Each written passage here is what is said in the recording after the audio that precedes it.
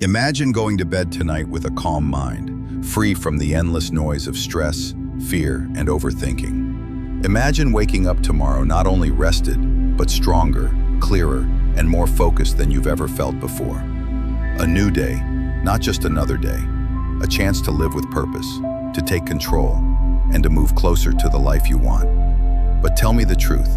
How many nights have you gone to sleep carrying your worries with you, only to wake up just as heavy as when you closed your eyes? How many times have you opened your eyes in the morning and felt tired before the day even began? The way you end your day shapes the way you begin the next. If your nights are filled with chaos, your mornings will be weak. But if your nights are filled with discipline, stillness, and reflection, then your mornings will become powerful. Today, you're going to discover how to use 4 hours of Stoic meditation to transform your mind overnight. These are not just simple techniques. They are proven practices, inspired by the wisdom of Marcus Aurelius, Seneca, and Epictetus, designed to give you control over your thoughts, your emotions, and your life. So get ready, because after this, your nights and your mornings will never be the same again. You won't just be falling asleep. You'll be programming your mind for strength, for peace, and for resilience. The more you repeat these practices, the deeper they will sink into your subconscious, and the easier it will be to turn them into action. Write it down now, prepare yourself, and let's begin. There is something haunting about the silence of the night. The world grows quiet, the streets calm down, and the constant noise of the day begins to fade. Yet for many people, that silence is not peace.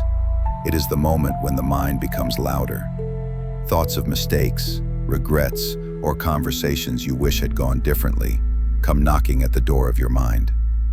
This is where most people try to run away, distracting themselves with screens, with late-night snacks, with endless scrolling. But what if that silence wasn't something to fear? What if it was the most powerful tool you could use to rebuild yourself, one night at a time? Marcus Aurelius, the philosopher-emperor, understood this better than anyone. Every evening he practiced what can be called a self-audit. It was not punishment, nor was it self-pity. It was clarity. He asked himself simple but piercing questions. Did I live according to my values today? Did I act with justice, with courage, with discipline, with wisdom? Where did I fail, and where can I do better tomorrow? It was not about shame, but about direction. The day had already passed. He could not change it, but the night allowed him to prepare the mind for the next sunrise. And this is where your own practice begins, your midnight reckoning. The beauty of this practice is that it is not about perfection. It is about awareness. You don't need to have lived a flawless day. In fact, the exercise is useless if you pretend you did. The power lies in honesty. When the distractions are gone and you are left alone with your thoughts, that is the time to face yourself without filters, to see the truth of your actions, not through the eyes of others, but through your own. You become both the judge and the student. And in this quiet court, no excuses are allowed. The first step is learning to sit with the discomfort of reflection. Most people avoid it because it forces them to see the gap between who they are and who they want to be. But that gap is not a curse. It is a map. Think about this. If you were to drive to a destination but refuse to admit you were lost, would you ever arrive? Reflection is the act of admitting your current location. It is saying, here is where I am, not where I wanted to be, not where others think I am, but exactly here. And only from this honesty can you choose the next turn. Marcus would often write his reflections, but you don't have to. Some nights it may be enough to close your eyes and review your day like a story, playing back in slow motion. See yourself in the morning. Did you rise with purpose, or did you waste precious minutes in delay? How did you treat those around you? Did you listen, or did you interrupt? Were your words meant to help, or did they carry hidden anger? These are not questions to make you feel small, but to make you aware. Because every time you notice a crack in your character, you now have the power to repair it before it becomes a broken foundation. The key is to move past general thinking and step into detail. Instead of saying, I was lazy today, ask, at what exact moment did I choose comfort over discipline? Maybe you promised yourself to study for 30 minutes but picked up your phone instead. Maybe you said you would go for a short walk but stayed seated. Pinpointing the exact moment creates clarity, and clarity is the first step to change. When you know exactly where you fell, you also know where to stand stronger tomorrow. But the audit is not only about mistakes, it is also about victories. A common trap is to only see what went wrong and ignore what went right. Yet balance is essential. Did you resist anger in a moment where you usually would have exploded? Did you complete a task that you had been delaying? Did you show kindness without expecting anything in return? These wins may seem small, but they are not. They are proof that progress is possible. They show that you are not just repeating the same patterns every day, you are evolving. And by recognizing these small victories, you reinforce the part of yourself you want to grow. Now, once you have reviewed both the failures and the successes, you must take the next step, planting corrections. This is where most people stop, and this is why their reflections never translate into change. They look at the past, but forget to instruct the future. The Stoics understood that the mind is not only a recorder of events, but also a builder of intentions. By feeding it instructions before sleep, you allow the subconscious to work on them overnight. This is why Marcus would phrase his reflections not just as regrets, but as lessons. Instead of, "I was weak today," he would think, "Tomorrow, I will practice strength in this area." Instead of, "I lost my temper," he would say, "Tomorrow, I will remember that anger serves no purpose." These small corrections act like seeds planted in the soil of the subconscious. By morning, they begin to grow into action. And here is something fascinating. Modern neuroscience supports this ancient practice. Studies have shown that the brain continues to process unresolved thoughts during sleep. The subconscious mind reviews, reorganizes, and even strengthens patterns you feed it before drifting off. This means that when you end your night with anger, resentment, or self-pity, you are literally programming your brain to repeat those emotions tomorrow. But when you end it with clarity, forgiveness, and a plan for better action, you are programming your brain to choose differently. You become your own architect, shaping the person who will rise in the morning. Silence is crucial here. You cannot do a self-audit while scrolling, watching, or listening to endless noise. You must create space for the mind to breathe. Turn off the light, put away the devices, and let the room be still. At first, the silence will feel heavy. Thoughts will rush in, but do not fight them. Let them come. Observe them, and then guide them with the questions you have chosen. Like a shepherd guiding restless sheep, bring your mind back to reflection each time it wanders. With practice, the silence transforms from an enemy into an ally, a space where your mind learns to sharpen itself. Some nights, the reckoning may feel brutal. You may see sides of yourself that you would rather hide. But remember this truth. Awareness is not condemnation. To see your weakness does not mean you are weak. It means you are capable of honesty, and honesty is the birthplace of strength. It is far better to meet your flaws in the quiet of night than to let them destroy you in the light of day. The courage to face yourself is greater than the courage to face others. For when you conquer yourself, no external challenge can break you. Another powerful part of this practice is forgiveness, especially forgiveness of yourself. Reflection is not a chance to endlessly punish your mistakes. That would be useless. You are not meant to whip yourself with guilt. Instead, you are meant to acknowledge the error, learn from it, and let it go. Carrying shame into tomorrow does not make you stronger. It makes you slower. The lesson is the treasure. The guilt is the poison. Take one and discard the other. In this way, each night becomes a cleansing, a ritual of renewal.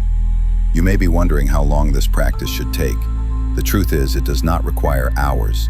10 to 15 minutes of focused reflection can be more powerful than hours of shallow distraction.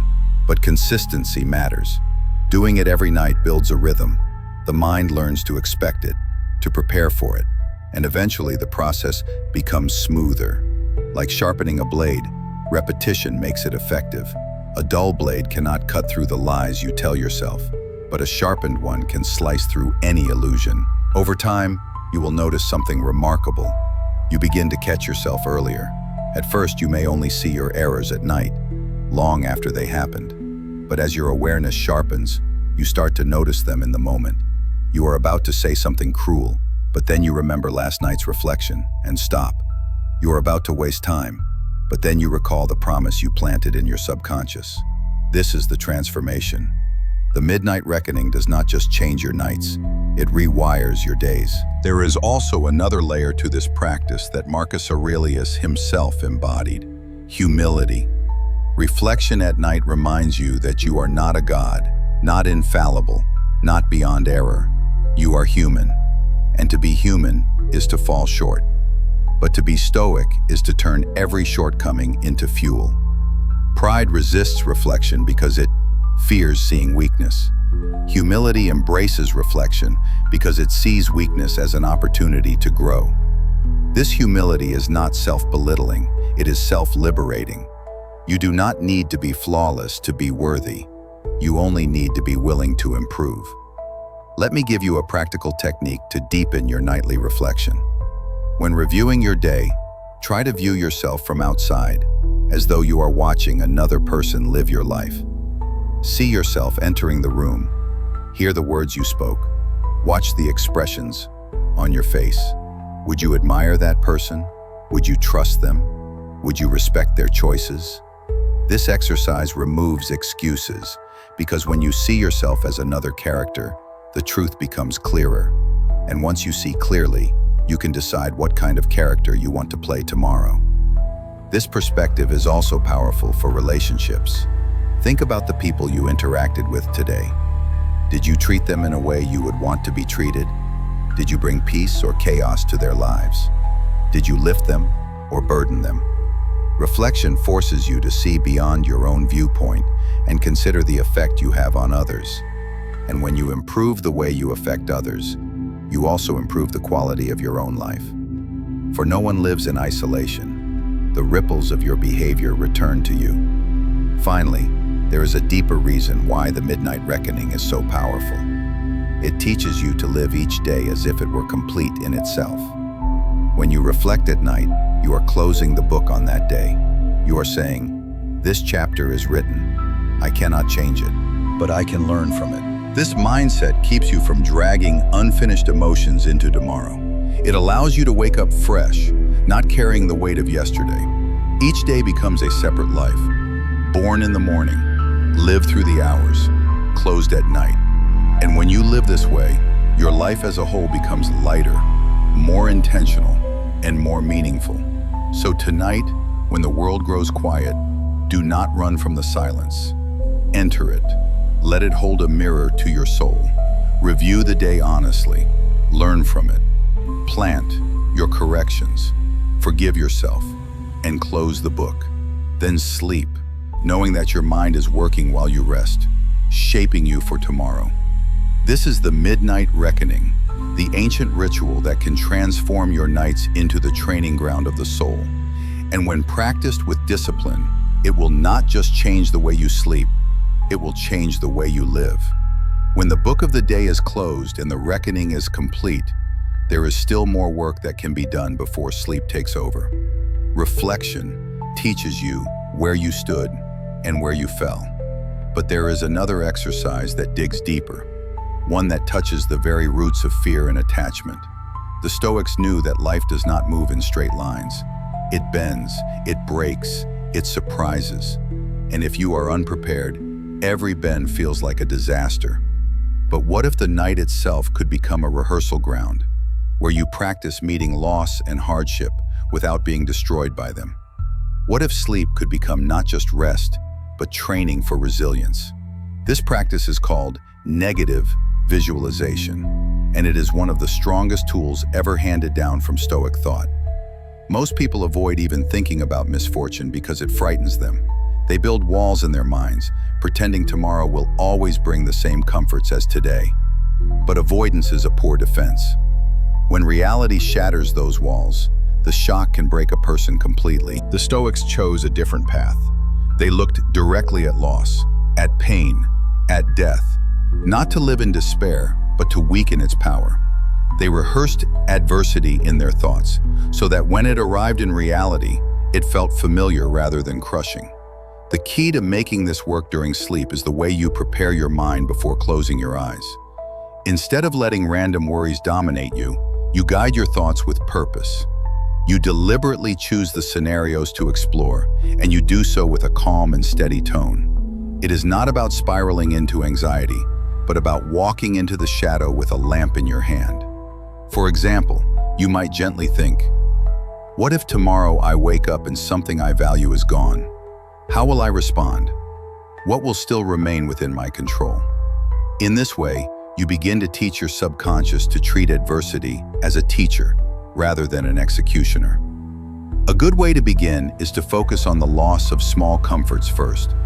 As you rest in bed, think of something ordinary you take for granted.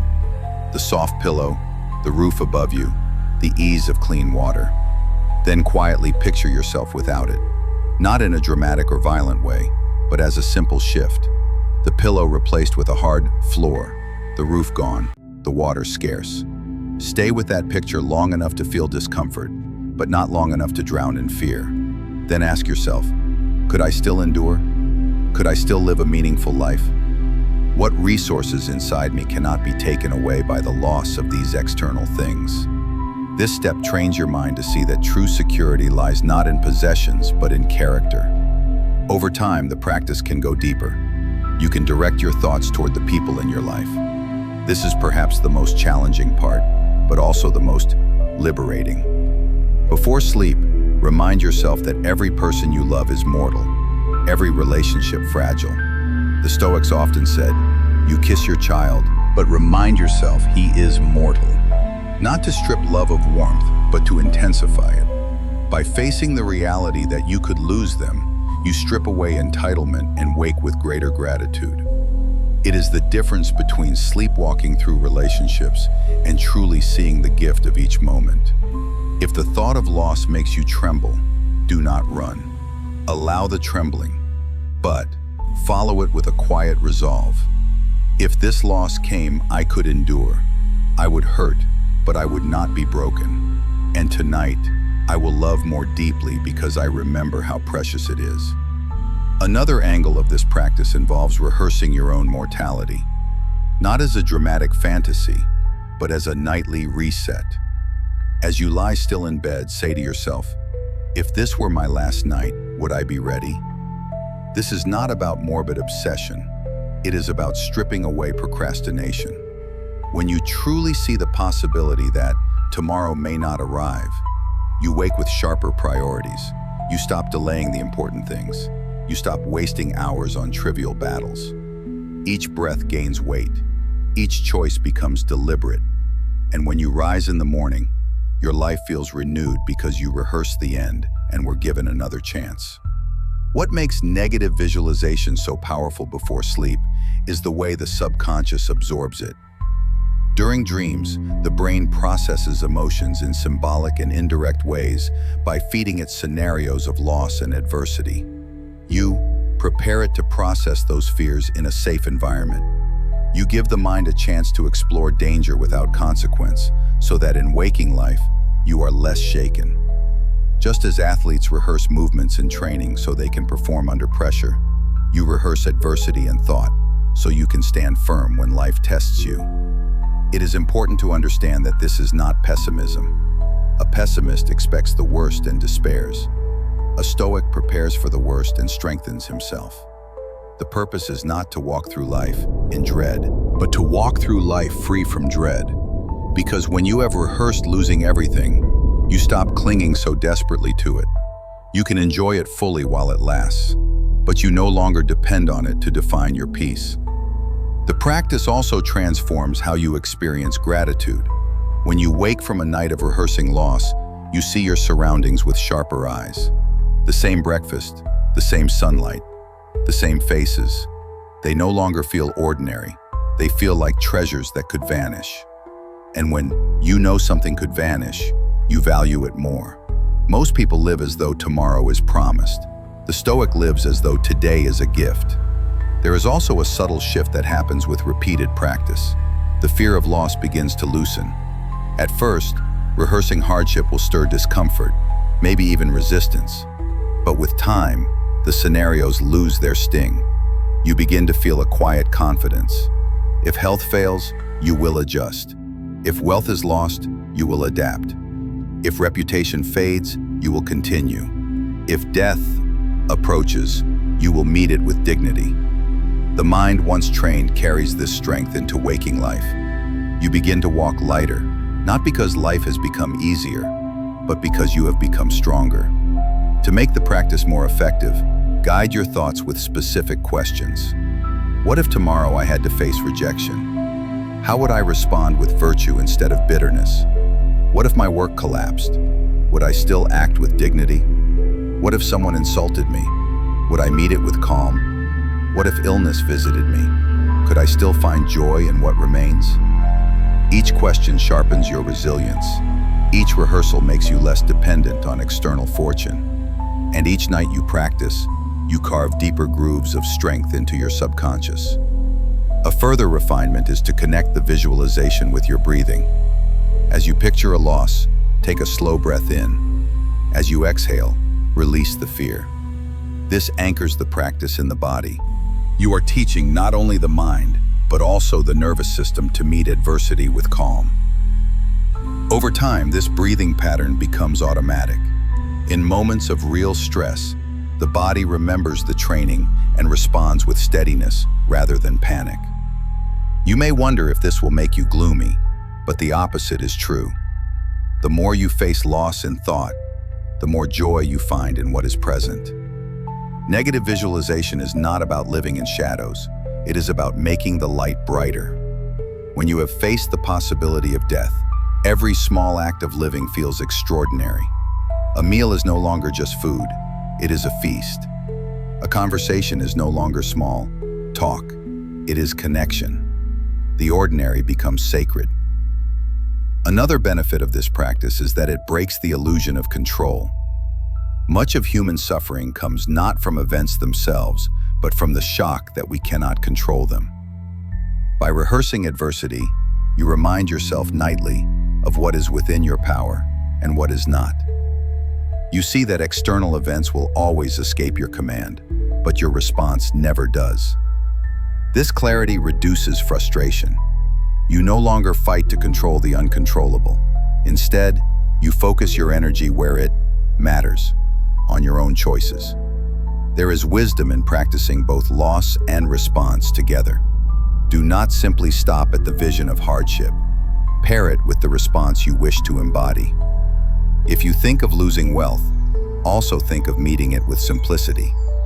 If you think of losing health, also think of meeting it with courage. If you think of losing loved ones, also think of meeting it with gratitude for the time you had. By pairing loss with virtue, you train your mind not only to expect adversity, but to rise above it. The process may not feel natural at first. Your instincts will push back. Your mind may say, "Why bring trouble into thought when life already brings enough?" But the practice is not creating trouble. It is creating armor. You are rehearsing so that when life brings real storms, you are not caught naked. Just as soldiers train in peace so they can fight in war, you train in silence so you can stand firm in chaos. As nights turn into weeks, you will notice a deeper transformation. The fear of losing things begins to fade into acceptance. You realize that nothing external is truly yours. Possessions, health, relationships, they are all on loan from life. They can be taken at any moment. But your character, your choices, your virtue, those remain yours until the last breath. And when you build your peace on what cannot be taken, no loss can destroy you. When dawn arrives after such a practice, you wake not with dread but with readiness. You do not cling to the day ahead as if it owes you something. You approach it as a traveler approaches a new path, aware that it could end at any step, but grateful that it continues for now. You move through the hours lighter, less shaken by setbacks, more present with joys. And when night comes again, you return to the practice, not as a burden, but as a gift. So as you lie in bed tonight, guide your thoughts carefully. Do not let random fears take over. Choose the scenarios that will train you. Picture loss, face it calmly, pair it with a virtuous response, and release the fear with each breath. Then drift into sleep, knowing that your mind is training, even as you rest. This is the art of negative visualization in dreams. Not despair, but preparation. Not obsession with loss, but freedom from its terror. And when you wake, you will carry that freedom into the world, walking with a resilience that cannot be broken. When the practice of negative visualization loosens the grip of fear and teaches the mind to live lighter, there is still a deeper layer waiting to be explored. It is one thing to rehearse the loss of comfort, of people, of possessions. It is another to bring yourself face to face with the ultimate limit, your own mortality. The Stoics did not treat death as a distant subject to be avoided. They treated it as a constant companion, a teacher that clarifies what really matters. But here lies the secret. You do not need to live every day as if it were your last. That would overwhelm you and strip away the natural flow of life. Instead, you can dedicate just one night to such a meditation. One night to experiment with the idea that this could be your final day. And in doing so, you can reset your priorities instantly. This meditation is not about despair. It is not about drowning in thoughts of endings. It is about sharpening your awareness of beginnings. When you place death close to your heart, even for a short while, everything you have been ignoring suddenly reveals its weight. Tasks you thought were urgent lose their power. Arguments that consumed your energy shrink into pettiness. The quiet joys you often overlook glow brighter than ever. The purpose of this one-night practice is to give you the gift of perspective, a chance to see your life through a lens that clears away the fog of distraction. Start by letting the mind settle into the thought. If this were the last day, how would I look back on it? Ask yourself what held meaning and what did not. Think of the words you spoke, the time you spent, the energy you gave.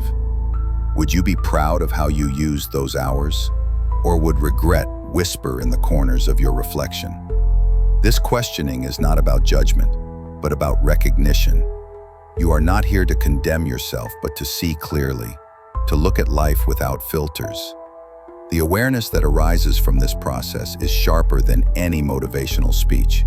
It is personal, undeniable, and deeply real. As you continue, turn your attention to the relationships that fill your life. If this were the end, who would you wish to have spoken to today? What words would you have wanted to share but held back? What gestures of love or gratitude did you postpone? Assumes there would be another chance. When you sit with these questions in the silence of the night, the weight of neglected connections comes forward.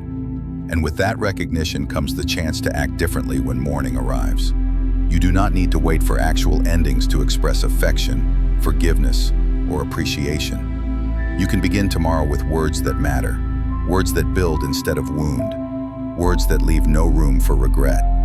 The Stoics often reminded themselves that life is not guaranteed, that the next sunrise is a gift, not a certainty. By meditating on this truth for a single night, you break free from the arrogance of assuming endless tomorrows. It is not meant to paralyze you. It is meant to awaken you, to show you that life is not about counting years, but about filling moments. When you know the end could come at any time, you stop wasting your energy on empty pursuits. You start choosing what aligns with your values. You start living with intention rather than inertia. Another dimension of this practice is the reevaluation of your goals. Many people chase after ambitions without asking themselves whether those ambitions matter in the face of mortality, success, wealth, recognition. These can seem vital until you place them next to the question of your final day. When you meditate on mortality, the superficial layers peel away. What remains are goals that hold weight beyond applause. The kind of person you are becoming, the depth of your character, the legacy of kindness you leave behind. For one night, let yourself step outside of the race and see what is worth running toward when the finish line is closer than you admit. The meditation also transforms how you meet discomfort. Death itself is the ultimate unknown, and every lesser fear derives its strength from it.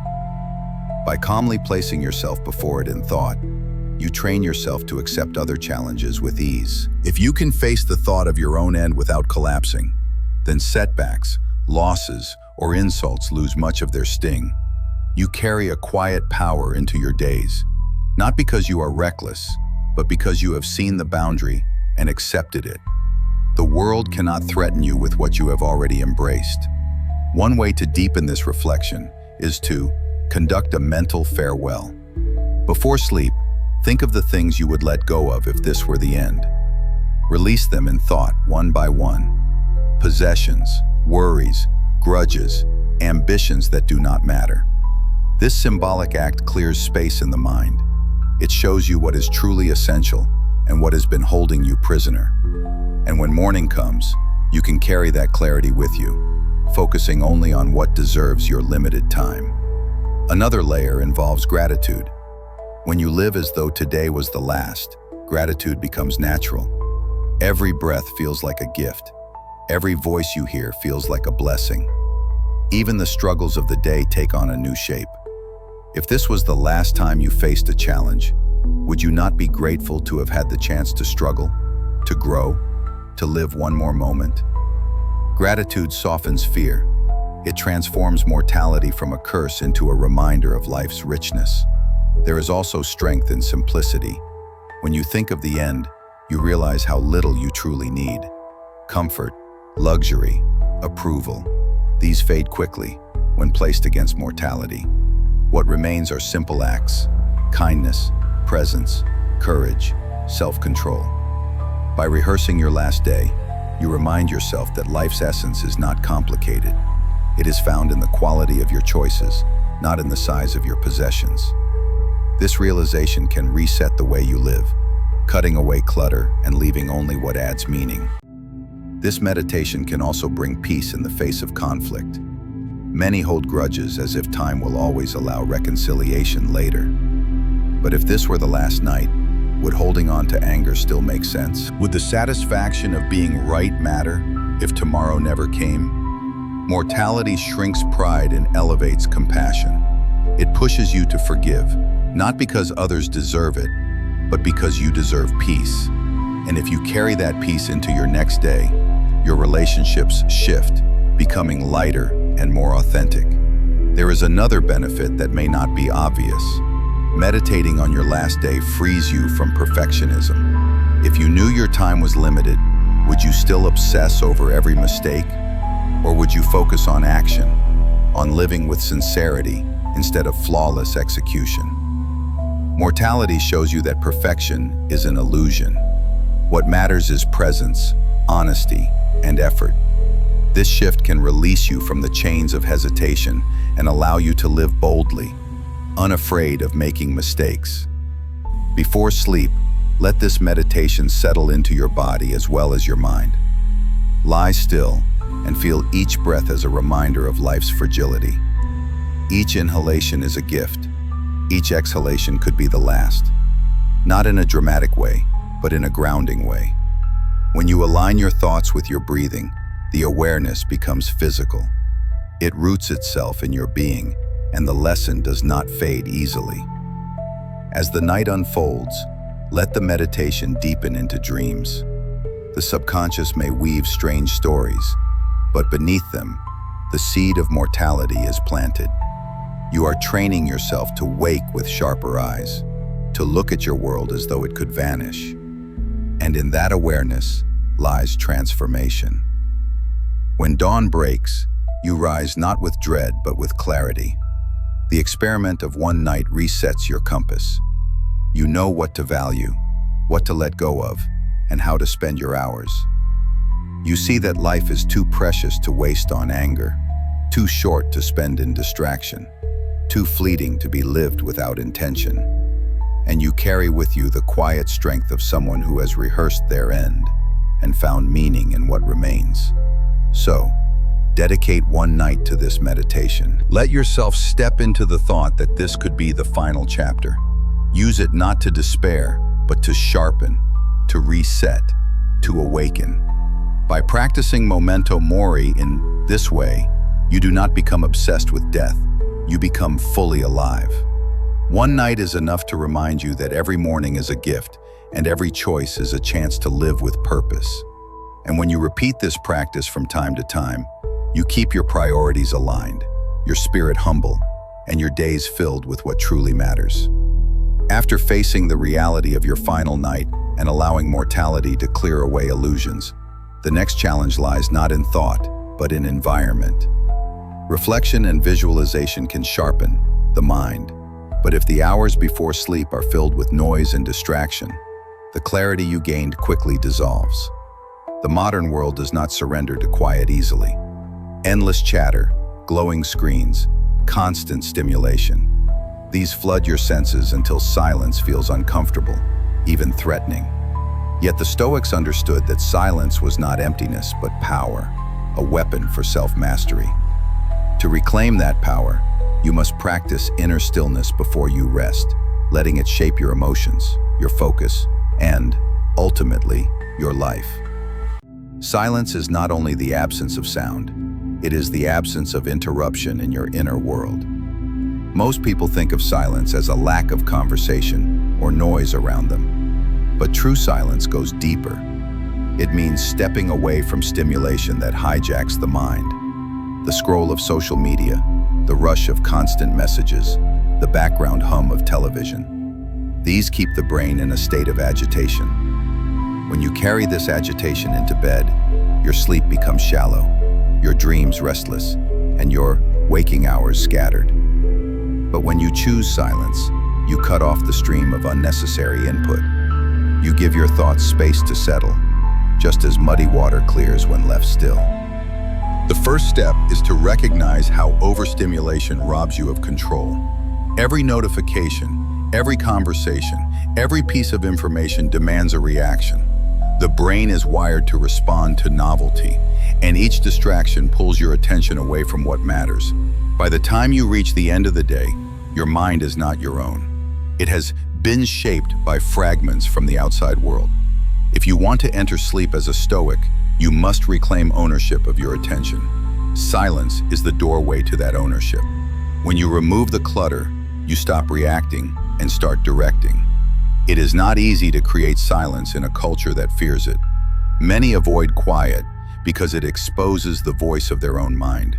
Without music, television, or conversation, they hear the thoughts they have been avoiding all day. But facing these thoughts is the very point of the practice. Silence is the stage where your inner dialogue becomes visible. If it is chaotic, you will know. If it is resentful, you will hear it. And only when you recognize this can you guide it toward calm and reason. Avoiding silence is like avoiding a mirror. You may delay discomfort, but you also delay growth. The practice begins with small acts of withdrawal. Set a time each evening when the chatter of the world ends. Turn off the television. Place your phone out of reach. Let the house dim into stillness. At first, this will feel strange. Your hands may twitch toward your devices. Your mind may demand stimulation. But with patience, the craving subsides. What remains is a kind of spaciousness, a still air where you can finally hear yourself. The Stoics saw this as essential. To master the self, you must be able to sit in your own company without distraction. Once you have created silence outside, the work continues within. Outer silence is the condition. Inner silence is the goal. Inner silence does not mean the absence of thought, but the absence of turbulence. It is the state where emotions do not whip you back and forth. When you feel anger, you notice it, but do not let it control your breath. When anxiety arises, you see it, but do not let it rush your pulse. Silence here is a discipline of observation without reaction. You sit in bed, breathe deeply, and let thoughts pass as clouds. You neither fight them nor follow them. You let them rise and fall until the mind becomes still. The Stoics believed that control of emotion began with control of perception. When you allow silence, you gain the distance needed to see events clearly. In the noise of daily life, emotions flare quickly. A harsh word, a troubling headline, a reminder of unfinished work. All these ignite reactions before reason can intervene. But in the stillness of night, you can reframe these triggers. You can remind yourself that words are only sounds, that external events are beyond your control, that tomorrow is a chance to act anew. Silence gives you time to choose reason over impulse. To deepen the practice, focus on the breath as an anchor. Breathing is the simplest rhythm of life, always present, always available. In silence, follow each inhalation and exhalation with care. As the body settles into this rhythm, the mind follows. Thoughts that once pressed with urgency begin to lose their grip. Emotions soften. This is not escape, but alignment. The Stoics taught that harmony with nature was the path to peace, and nothing is more natural than the steady flow of breath. In this alignment, silence becomes more than absence, it becomes nourishment. There is another layer to inner stillness, the mastery of speech. The Stoics valued words, but also knew their danger. Speech can wound, inflame, and mislead. To practice silence before sleep is to practice restraint, holding back unnecessary words, resisting the urge to gossip, complain, or argue. By ending your day without wasteful speech, you train yourself to value language. You learn that not every thought deserves to be spoken. This restraint seeps into your waking life, making your words sharper, kinder, and more deliberate. Silence also protects you from the echo of the day.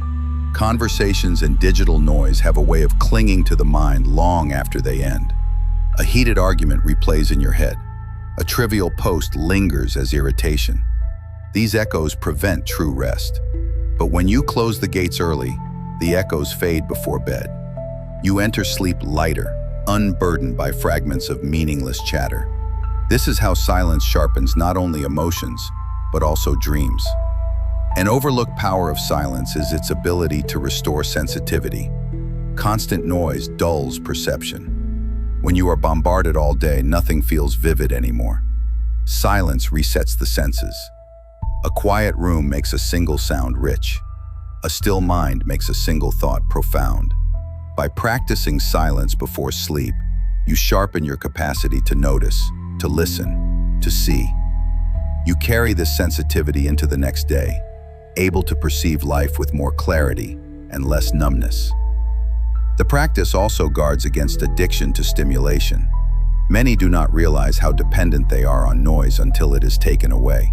But every dependency is a chain, and silence is the key to breaking it. When you prove to yourself that you can sit without constant input, you weaken the hold of those chains. You no longer need endless scrolling or background chatter to feel alive. You become enough in your own company. This independence is one of the greatest forms of freedom a Stoic can cultivate. Silence at night is also an act of respect for the body. The nervous system craves periods of calm. Without them, stress hormones flood the body, disrupting sleep and health. By choosing silence, you allow the body to downshift naturally. Heart rate slows, muscles release tension, and the mind prepares for deep rest. This is not mystical, it is biological. But the choice to embrace silence is what makes this natural process possible. There is a discipline in training yourself to close each day in quiet. At first, the practice may feel unproductive, as if silence achieves nothing. But silence is not nothing. It is the soil where strength grows. When you strip away noise, what remains is the raw material of your character. You begin to see your own mind as it is, not as it appears when distracted. And from this honesty, transformation begins. Over time, you will notice that silence changes your relationship with the world. You become less reactive, less hungry for stimulation, less vulnerable to manipulation. Advertisements, gossip, trivial arguments, they lose their grip. Because you have trained in silence, you no longer need constant noise to feel steady. You can face life with calm, even in chaos. When morning comes after a night of silence, you rise with a mind that feels lighter and sharper. The clutter of yesterday does not drag you down. Your emotions feel steadier, your focus is stronger, and your interactions with others carry more weight. Not because you speak more, but because you have learned when to remain silent. The weapon of silence is not drawn with violence, but with discipline. It is not a shield to hide behind, but a tool to cut through distraction. Each night you practice, you sharpen this tool. Each morning, you wake, you carry it with you into the noise of the world. And with it, you gain control, not over others, but over yourself. So, let the evening be your training ground. Turn away from the chatter, release the overstimulation, and sit with the stillness that reveals your true strength. Silence is not emptiness. It is mastery. It is the space where the Stoic spirit sharpens itself, night after night, until no noise can shake it. Silence, when practiced with discipline, clears a space that feels almost sacred. The noise of the world falls away, and what is left is a mind stripped down to its essence. Yet silence alone, while powerful, can sometimes leave us wandering in thought without direction. The Stoics knew that after stillness, the next step was to shape those thoughts into something tangible. That is where writing enters the picture. Writing is not just recording, it is sculpting. It forces the mind to slow down, to choose carefully, to give form to what might otherwise remain vague. And when writing is done in the voice of philosophy, it becomes more than self-expression. It becomes self-formation. Think of this ritual not as keeping a diary of feelings, but as holding a dialogue with your future self. The words you write at night are not meant to sit idly on the page. They are meant to travel forward, waiting for you in the days to come, guiding you when your memory has faded. By framing your writing as though you are advising yourself tomorrow, you give your words authority. You do not simply describe what happened, you prescribe how to live better. This is where the Stoic voice comes in. By adopting the tone of Seneca or Marcus Aurelius, you lift your writing above complaint or indulgence and turn it into instruction, wisdom, and guidance. The act of writing to your future self demands clarity. When you speak only to yourself in thought, the mind can play tricks, leaving things blurry. Writing removes this blur. It forces you to cut away excess words and excuses. If you cannot put your reflection into a sentence, it means you have not truly understood it. This is why journaling is such a sharp tool for transformation. It refuses to let you stay vague. Each word is a decision. Each line is a mirror. The structure of this ritual matters. Begin by reviewing the day, but not in the way you did during silent reflection. Instead of replaying events passively, write as though you are giving advice to someone who just lived that day. You could write, "You handled that conversation poorly. Tomorrow, approach it with more patience." Or, "You resisted anger today. Continue that strength tomorrow." In doing this, you step outside of yourself. You become both the observer and the counselor. This distance helps you see the truth more clearly. When you write in a Stoic voice, you strip away self-pity. Seneca never wrote to himself with excuses. He wrote with precision, with courage, with directness. Following this model, you can adopt a style that is honest but not cruel, demanding but not crushing. For example, instead of writing, "I feel worthless because I failed," you might write, "You failed today because you chose comfort over effort. Tomorrow, choose differently." The tone shifts from despair to discipline. The words push you forward rather than drag you down. This practice also strengthens the habit of seeing life as a continuous lesson. Every mistake becomes material for writing. Every victory becomes encouragement. Nothing is wasted because everything can be turned into a letter. In this way, journaling is not about the past. It is about building the future. The act of writing reshapes your relationship with failure. Instead of letting it haunt you, you turn it into a stepping stone. There is also an emotional benefit to this ritual. When you place your thoughts on paper, you release them from the tight grip of your mind. Worries that circle endlessly in thought lose their power once written down. The page absorbs them, holds them, and gives you the freedom to rest. This is why journaling before sleep creates deeper rest. The subconscious no longer has to replay every concern because it knows the page has kept them safe. Writing letters to your future self also teaches you responsibility. The future version of you will receive what you give tonight.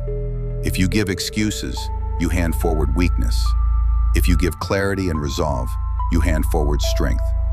This awareness creates accountability. You are no longer writing in the void. You are shaping the path for the person you will wake up as tomorrow. To deepen this practice, write in a way that answers 3 core questions. First, what did I do today that aligned with my values? Second, where did I fail to act according to reason and virtue? Third, what must I remind myself tomorrow to do better? These questions keep your writing grounded in Stoic principles, rather than drifting into endless rambling. They also ensure that every letter contains both recognition and instruction. The physical act of writing is equally important. Handwriting slows you down, forcing each thought to become deliberate. Typing can work, but the speed often pulls you back into the pace of chatter. With handwriting, the hand becomes an anchor, tying the mind to the present moment. This slowness is part of the discipline. It mirrors the Stoic emphasis on deliberate living. Each stroke of the pen becomes a practice of patience. There is also value in tone. Write as though Seneca himself were counseling you. Use firm but steady language. Avoid exaggeration. Avoid unnecessary drama. Keep the sentences simple, direct, and sharp. Over time, this style will seep into your thinking, shaping not only how you write, but how you speak and act. When your inner voice begins to sound like a Stoic philosopher, your choices naturally follow. One of the most powerful aspects of this ritual is the way it builds a dialogue across time. When you return to your journals weeks or months later, you meet your past self. You see how you once struggled, what lessons you needed, and how you have grown. This reflection deepens humility. You realize how often you repeat the same mistakes, how progress is gradual, and how patience is required. But you also see proof of growth, how words you once wrote have since shaped you. Journals become teachers that never fade. Journaling at night also sharpens memory. By writing the lessons of the day, you carve them more deeply into the mind. The subconscious continues to work on them as you sleep. This strengthens learning, turning each day into a classroom. In this way, life never wastes its instruction. Every day, whether filled with joy or challenge, adds to your training as long as you write it down. The ritual creates another benefit: discipline in thought. When you write to your future self, you cannot afford to wander endlessly. You must cut through noise and reach clarity. Over time, this discipline spreads into other areas. Conversations become clearer. Decisions become sharper. Even emotions lose their confusion because you have trained your mind to find structure. Some may resist journaling because they believe it takes too long, but even a single page can carry immense power. The point is not length, but depth. A few honest sentences written with Stoic precision can change the course of your next day. The key is consistency. Night after night, the habit carves new grooves into the mind until it becomes natural. There is also a subtle humility in addressing your future self. It reminds you that you are not finished, that you are a work in progress. Each letter admits that you will need guidance tomorrow, that you cannot rely only on the strength you already have. This humility is at the heart of Stoicism, the acknowledgement that growth is lifelong. In addition, this practice can refine gratitude. When you write about the small things that brought you meaning today, you train your mind to notice them. By the time you reread those entries, you see how much richness existed in what once seemed ordinary.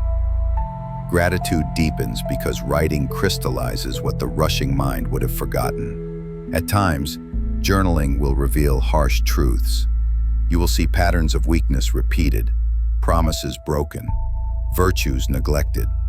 The page does not lie, but this honesty is a gift. Without it, self-deception would continue unchecked. With it, change becomes possible. The journal becomes both witness and teacher. It never judges, but it never hides the truth. Over time, the ritual builds resilience. Each night you write, you practice confronting your flaws with courage. Each morning you wake, you act on the instructions you gave yourself. This cycle of reflection and execution builds character, brick by brick. It is not glamorous, but it is enduring.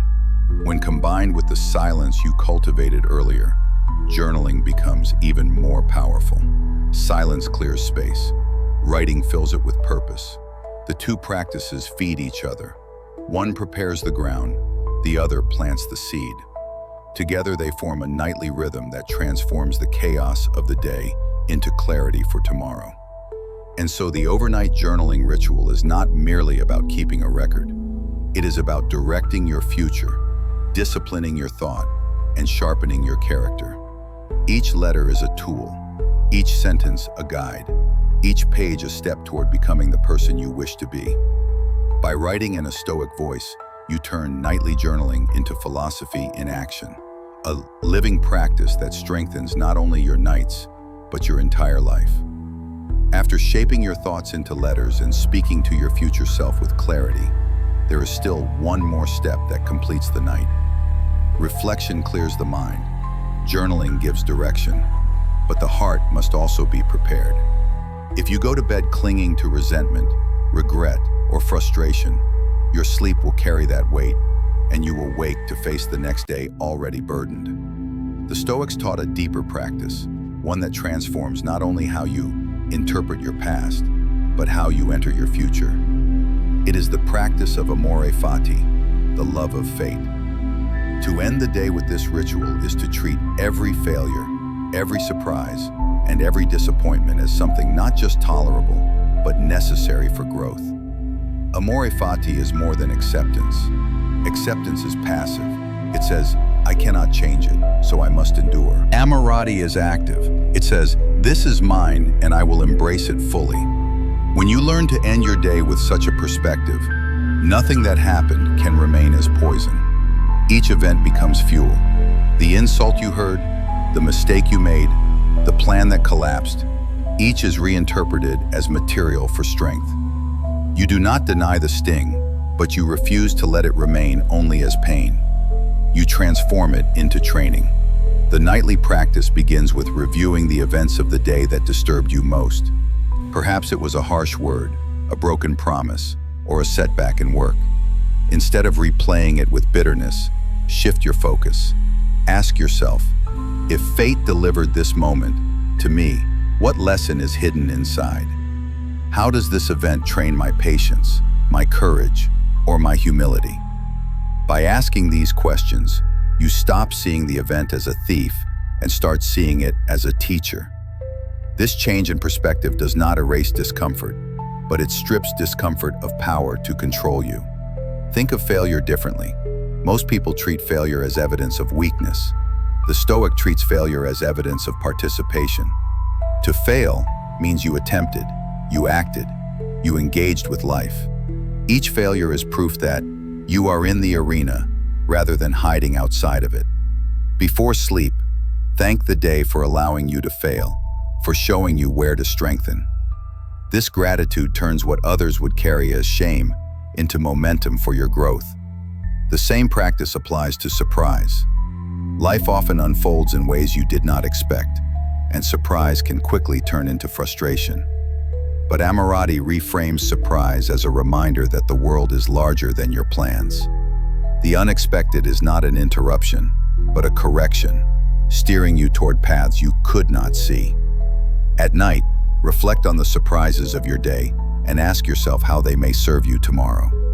By doing this, you train the subconscious to expect the unexpected and to meet it with curiosity rather than resistance. Amore also teaches you to see misfortune in proportion. An insult may feel heavy in the moment, but under the light of fate, it becomes small. A loss may seem crushing, but when seen as part of a larger story, it becomes bearable. Each night, place your struggles in context. Ask yourself whether these pains will matter in a year, in 10 years, or in the final measure of your life. Often you will find that they lose significance, and when they do matter deeply, you will see them as meaningful trials rather than random suffering. Another part of the practice is gratitude for difficulty. It may feel unnatural to thank fate for pain, but this is the essence of amati. Gratitude is not only for pleasure, it is for the full spectrum of existence. When you thank the day for its hardships, you align yourself with reality rather than fighting it. You say, to life, I will not resist you, I will work with you. This attitude dissolves bitterness and builds resilience. Sleep then becomes peaceful, not because the day was perfect, but because you no longer demand perfection from it. The practice also softens the way you view people. When someone wrongs you, the instinct is to see them as enemy. Fati teaches that their behavior, too, is part of the fabric of fate. Their cruelty becomes your opportunity to practice patience. Their selfishness becomes your opportunity to practice generosity. Their anger becomes your opportunity to practice calm. In this way, even the flaws of others become tools for your growth. Writing about this in your journal reinforces the lesson, but the nightly act of embracing it ensures you carry no bitterness into your rest. Amorati before bed can also address regret. Many lie awake, replaying decisions, wishing they had acted differently. But regret cannot change the past. Amorati shifts the perspective. The choice you made was part of your path, and the consequences are the raw material for tomorrow's wisdom.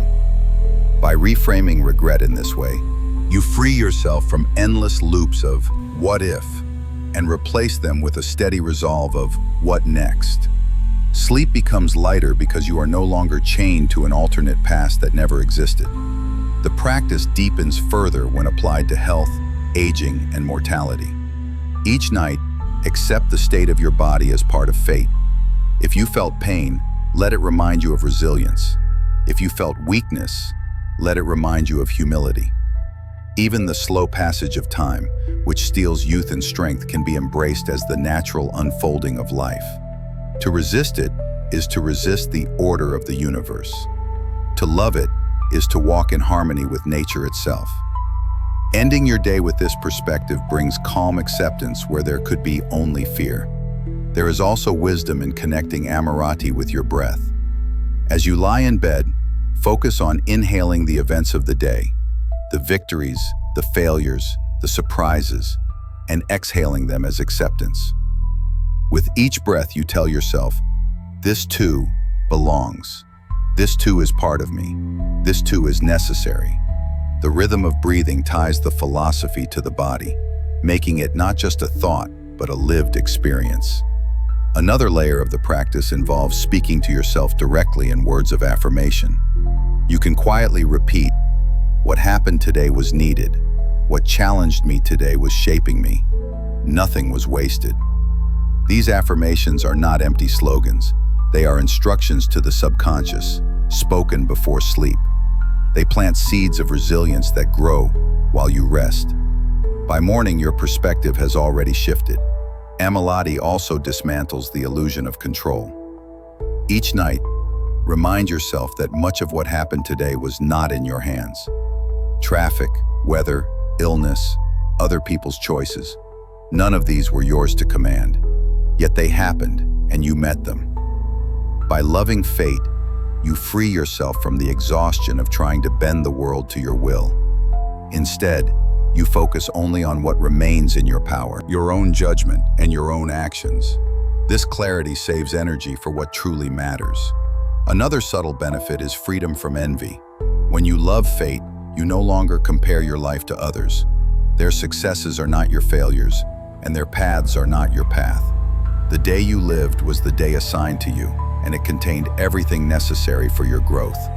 Ending the night with this acceptance eliminates jealousy and lets you rest without craving someone else's story.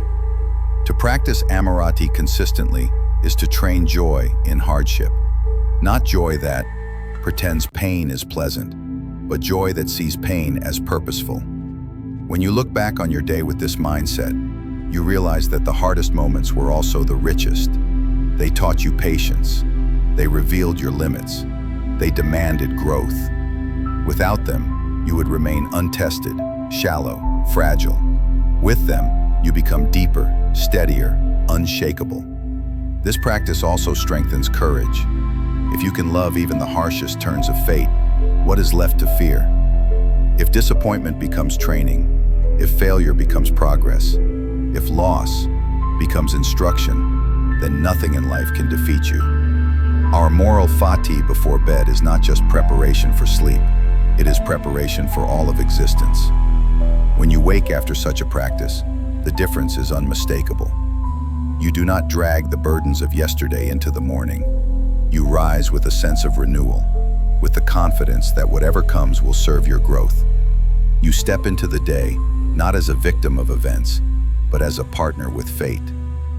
Every challenge, every surprise, every moment, welcome or unwelcome, becomes part of your path.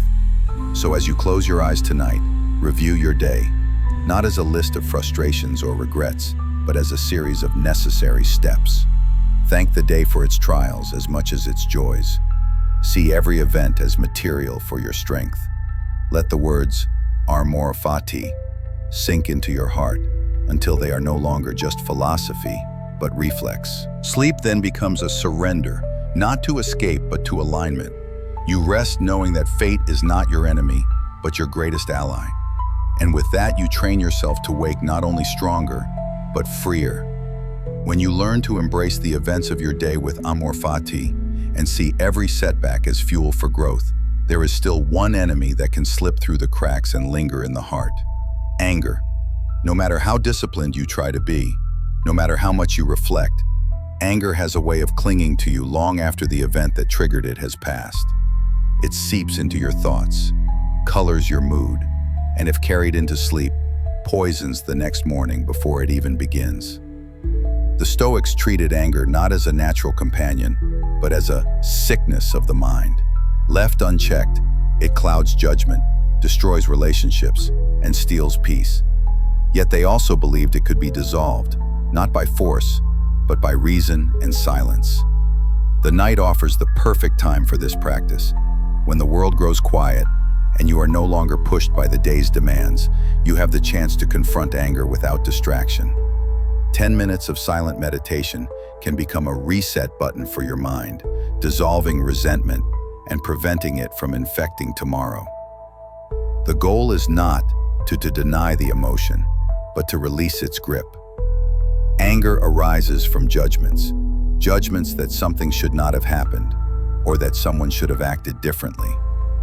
By dismantling those judgments, you dismantle the anger itself. The first step is to recognize anger honestly. Many people suppress it or disguise it, calling it irritation, stress, or disappointment. But denial keeps it alive. Sit quietly and name it. I am angry. There is no shame in the acknowledgement. The Stoics saw emotions as signals, not as identities. By naming the emotion, you separate it from yourself. You are not anger. You are someone experiencing anger. This distance is the beginning of control. Once you acknowledge it, trace its cause. Ask yourself what event or person stirred this feeling. Was it a word, an action, or a disappointment? Then ask the next question. Was this event within my control? Most often, anger is directed at things beyond your command, other people's choices, past mistakes, external outcomes.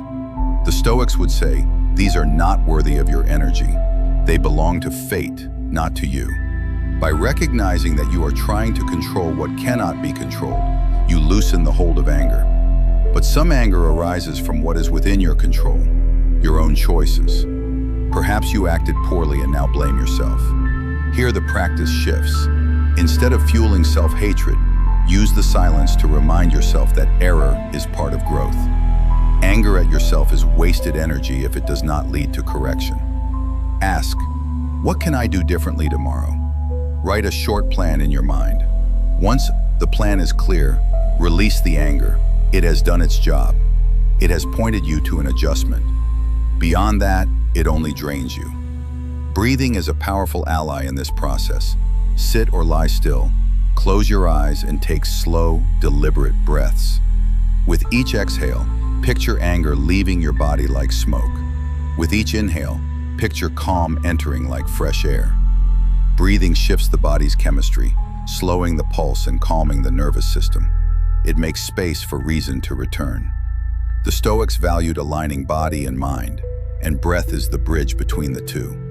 As the anger softens, replace the thought of injustice with perspective. Remind yourself that human beings are flawed, that they act out of ignorance, fear, or weakness. Just as you make mistakes, so do others. Seneca wrote that to be angry at people for being imperfect is like being angry at fire for being hot. The nature of people is to stumble. When you remember this, forgiveness becomes easier. Not forgiveness as approval of harm, but forgiveness as recognition of human frailty. This perspective frees you from the illusion that you were uniquely wronged. In these 10 minutes of silence, you can also practice shifting attention. Anger thrives when you replay the offense, reliving the moment again and again. Each replay strengthens the chain. To break it, direct your focus elsewhere. Think of something you are grateful for, someone you love, or a simple pleasure of the day. This does not mean ignoring what happened. It means refusing to give anger the spotlight. Attention is energy, and anger starves when you stop feeding it. The reset button works best when paired with a final reflection. What does holding on to this anger cost me? Consider the toll on sleep, on health, on peace of mind. Think of how many days in your life have already been stolen by anger. Is it worth giving another one away? Often when you see the cost clearly, letting go feels like relief. You are not giving a gift to the person who wronged you. You are giving freedom to yourself. There is also a discipline in refusing to carry unfinished business into the night. Anger thrives on continuation. By drawing a line at the end of each day, you deny it that chance. You say to yourself, "This ends here. Tomorrow I will act with reason, but tonight I rest free." This nightly discipline builds over time. Eventually, your mind learns that anger is temporary, not a permanent guest. Another dimension of the practice is compassion. If you feel ready, take a moment to place yourself in the shoes of the person who angered you. What fear, insecurity, or ignorance might have led them to act as they did? This is not to excuse their behavior, but to understand its roots. Compassion transforms anger into insight. When you see the humanity behind the offense, the intensity of your resentment weakens over time. Practicing this reset builds resilience. You begin to notice anger losing its speed and intensity in daily life. Where once it flared hot and lingered, now it rises more slowly and fades more quickly. You catch yourself before harsh words leave your mouth, before grudges take root. The nightly practice trains your subconscious to release anger, not only at night, but in the moment. This ritual also strengthens self-respect. When you end your day without anger, you wake with dignity and tact. You do not feel ashamed of carrying bitterness into another sunrise. You feel proud that you met emotion with discipline. This pride is not arrogance. It is the quiet confidence that comes from living according to reason. The 10-minute exercise can become as natural as brushing your teeth. It is a form of mental hygiene, cleaning away the residue of resentment. Just as you would not go to bed with dirt on your skin, do not go to bed with anger in your soul. Both fester overnight. Both can be cleansed with simple attention. You may find that some nights the anger feels too strong to release fully. That is natural. Do not force it. Do what you can, even if it is only softening the edge. Each attempt weakens the pattern. Each practice plants a seed. With time, even the strongest resentments lose their power. The Stoics understood that anger was one of the most destructive forces in life. But they also believed that reason, silence, and discipline could overcome it. This 10-minute reset is proof of that belief. It is not complex. It does not require rituals or elaborate steps. It requires only honesty, patience, and the courage to let go. When you wake after such a practice, you feel lighter. The weight of yesterday's resentments does not pull you down. You meet the day with steadiness, with space for gratitude, with clarity of thought. And if anger arises again, as it always will, you know it is not permanent. You have trained yourself to release it, to reset, to protect your peace. So when you close your eyes tonight, give yourself those 10 silent minutes. Acknowledge the anger, trace it, breathe it out, reframe it, and let it end. Do not carry it into your dreams. Do not hand it to your tomorrow. Use the reset button, and in doing so, you reclaim your nights, your mornings, and your freedom from the chains of resentment. Letting go of anger brings a sense of lightness, a clearing of the heart that prepares the mind for deeper practices. Once you have released resentment, you create space for a different kind of vision, one that goes beyond daily struggles and personal concerns. The Stoics often spoke of stepping back from life to see it with greater clarity, to view human affairs from above, as if the eyes were lifted to the stars. This perspective dissolves the illusion that your problems are enormous and places them within the vastness of the universe.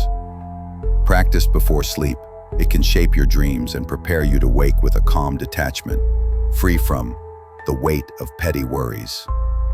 This exercise begins by shifting the scale of your attention. Instead of focusing on individual frustrations, turn your thoughts to the size of existence itself. You live on a small planet, turning quietly in an endless cosmos.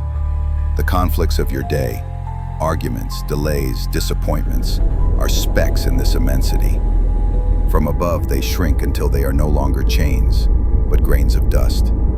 This realization is not meant to belittle your life, but to set it in proportion. Perspective heals what intensity distorts. Before closing your eyes, guide your mind as though it were lifting away from your body. Picture yourself lying where you are, then slowly draw back as though rising upward. First, see the room, then the building, then the streets and city. As you continue, the people, cars, and lights all appear as small details in a vast landscape. The higher you rise, the less urgent your day's troubles appear. By the time you picture yourself among the stars, you see your life as part of a much greater order, where everything has its place, and nothing is as overwhelming as it once seemed. The Stoics use this view from above to weaken attachment. When you see your possessions from a cosmic distance, they lose their grip on you. The shirt you stained, the phone you misplaced, the money you spent, these shrink into insignificance when measured against the whole of existence. From above, you see how temporary they always were. This reduces anxiety, not by denial but by context. You realize you can endure loss, because in the grand scale, all loss is natural. This practice also reshapes how you see yourself. From up close, you may feel large, important, consumed by personal struggles. From above, you see yourself as one human among billions, each with their own joys and sorrows. This humbles the ego, but also frees it. You are not the center of the universe, and therefore your burdens do not carry the weight you imagined. At the same time, you share your humanity with everyone else, and that connection deepens compassion. The view from above dissolves both arrogance and isolation. The practice can also soften fear. Many anxieties feel overwhelming because they are seen in isolation. A job loss, an illness, a rejection, all seem final when viewed closely. From above, you see that change is constant.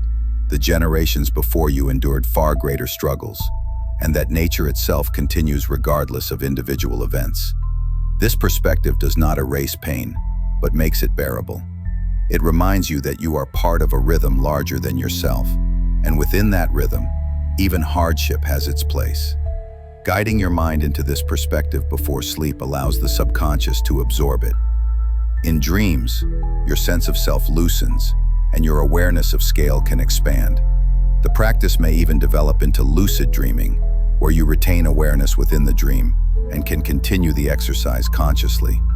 You may find yourself floating above landscapes, seeing life from vast heights, and waking with the lingering peace of cosmic detachment. Whether or not lucidity arises, the seeds planted before sleep shape the tone of your rest. One of the most valuable outcomes of this practice is the weakening of resentment and envy. From above, the differences between people blur. The wealthy and the poor, the powerful and the powerless, the admired and the ignored, all appear equally small under the same stars. When you see this, jealousy fades. What matters is not how much more or less someone has, but how each person uses the time given. This awareness clears away comparison and sharpens your focus on your own path. The exercise also heightens gratitude. When you look at life from a cosmic scale, every detail of existence feels extraordinary. The fact that you can breathe, that you can think, that you can love, all these are rare wonders in a universe of lifeless matter. Gratitude does not come only from counting blessings, but from recognizing how unlikely it is that you exist at all. The view from above reveals this truth, and when you wake, you carry a renewed appreciation for even the smallest aspects of life. To deepen the practice, pair it with reflection on time. From above, you see not only space, but also history. Empires have risen and fallen, countless lives have come and gone, and you are one thread in this vast fabric. Your struggles today are part of a flow that will continue long after you are gone. This can feel humbling, but it is also liberating. It shows you that you do not need to carry the world alone. You need only live with virtue in the brief span given to you. The exercise also strengthens focus on what truly matters. When viewed from above, superficial pursuits lose their urgency. Status, possessions, recognition, these fade into the background. What remains significant is how you live, how you treat others, how you use your mind. This clarity simplifies decision-making. It cuts away distraction and aligns you with values that endure. Practiced nightly, it reorders your priorities in ways that last beyond the exercise. It is important to note that this is not escapism. You are not trying to flee your life, but to see it more clearly. The view from above does not deny daily problems. It puts them in context. By stepping back, you prepare yourself to step forward with steadiness. The practice is a tool, not an escape route. It teaches you to return to your life in the morning with greater calm and less attachment, ready to act where you can and accept where you cannot. The ritual can be done in silence, with closed eyes in the stillness of your bed. Focus on rising, step by step from the immediate surroundings to the farthest reaches of the cosmos. With each step back, repeat quietly in your mind, "This too is small. This too will pass. This too is part of the whole." These phrases anchor the vision in Stoic thought. They prevent the mind from drifting into fantasy and keep it aligned with philosophy. Over time, the practice reshapes not only your nights, but also your days. You will find yourself applying the perspective in real moments. When insulted, you remember how small such words are in the vastness of existence. When worried, you recall that billions have faced the same struggles, and that nature continues, regardless. When tempted by vanity, you see how brief fame is under the sweep of time. The view from above becomes a habit, a reflex, a shield against narrowness. There is a quiet joy in this practice. To see life as though from the stars is not to feel insignificant, but to feel part of something immense. You belong to the universe, not as its master, but as its participant. This belonging brings peace. You are no longer crushed by personal troubles, because you know they are threads in a greater fabric. You rest in harmony with that fabric, and your sleep becomes deeper, your waking lighter. So, when you prepare for bed tonight, let your mind rise. Leave behind the narrow view of your room, your house, your city. Drift upward in thought until you see the smallness of your struggles and the vastness of the whole. Let this perspective sink into your dreams, shaping them into visions of calm detachment.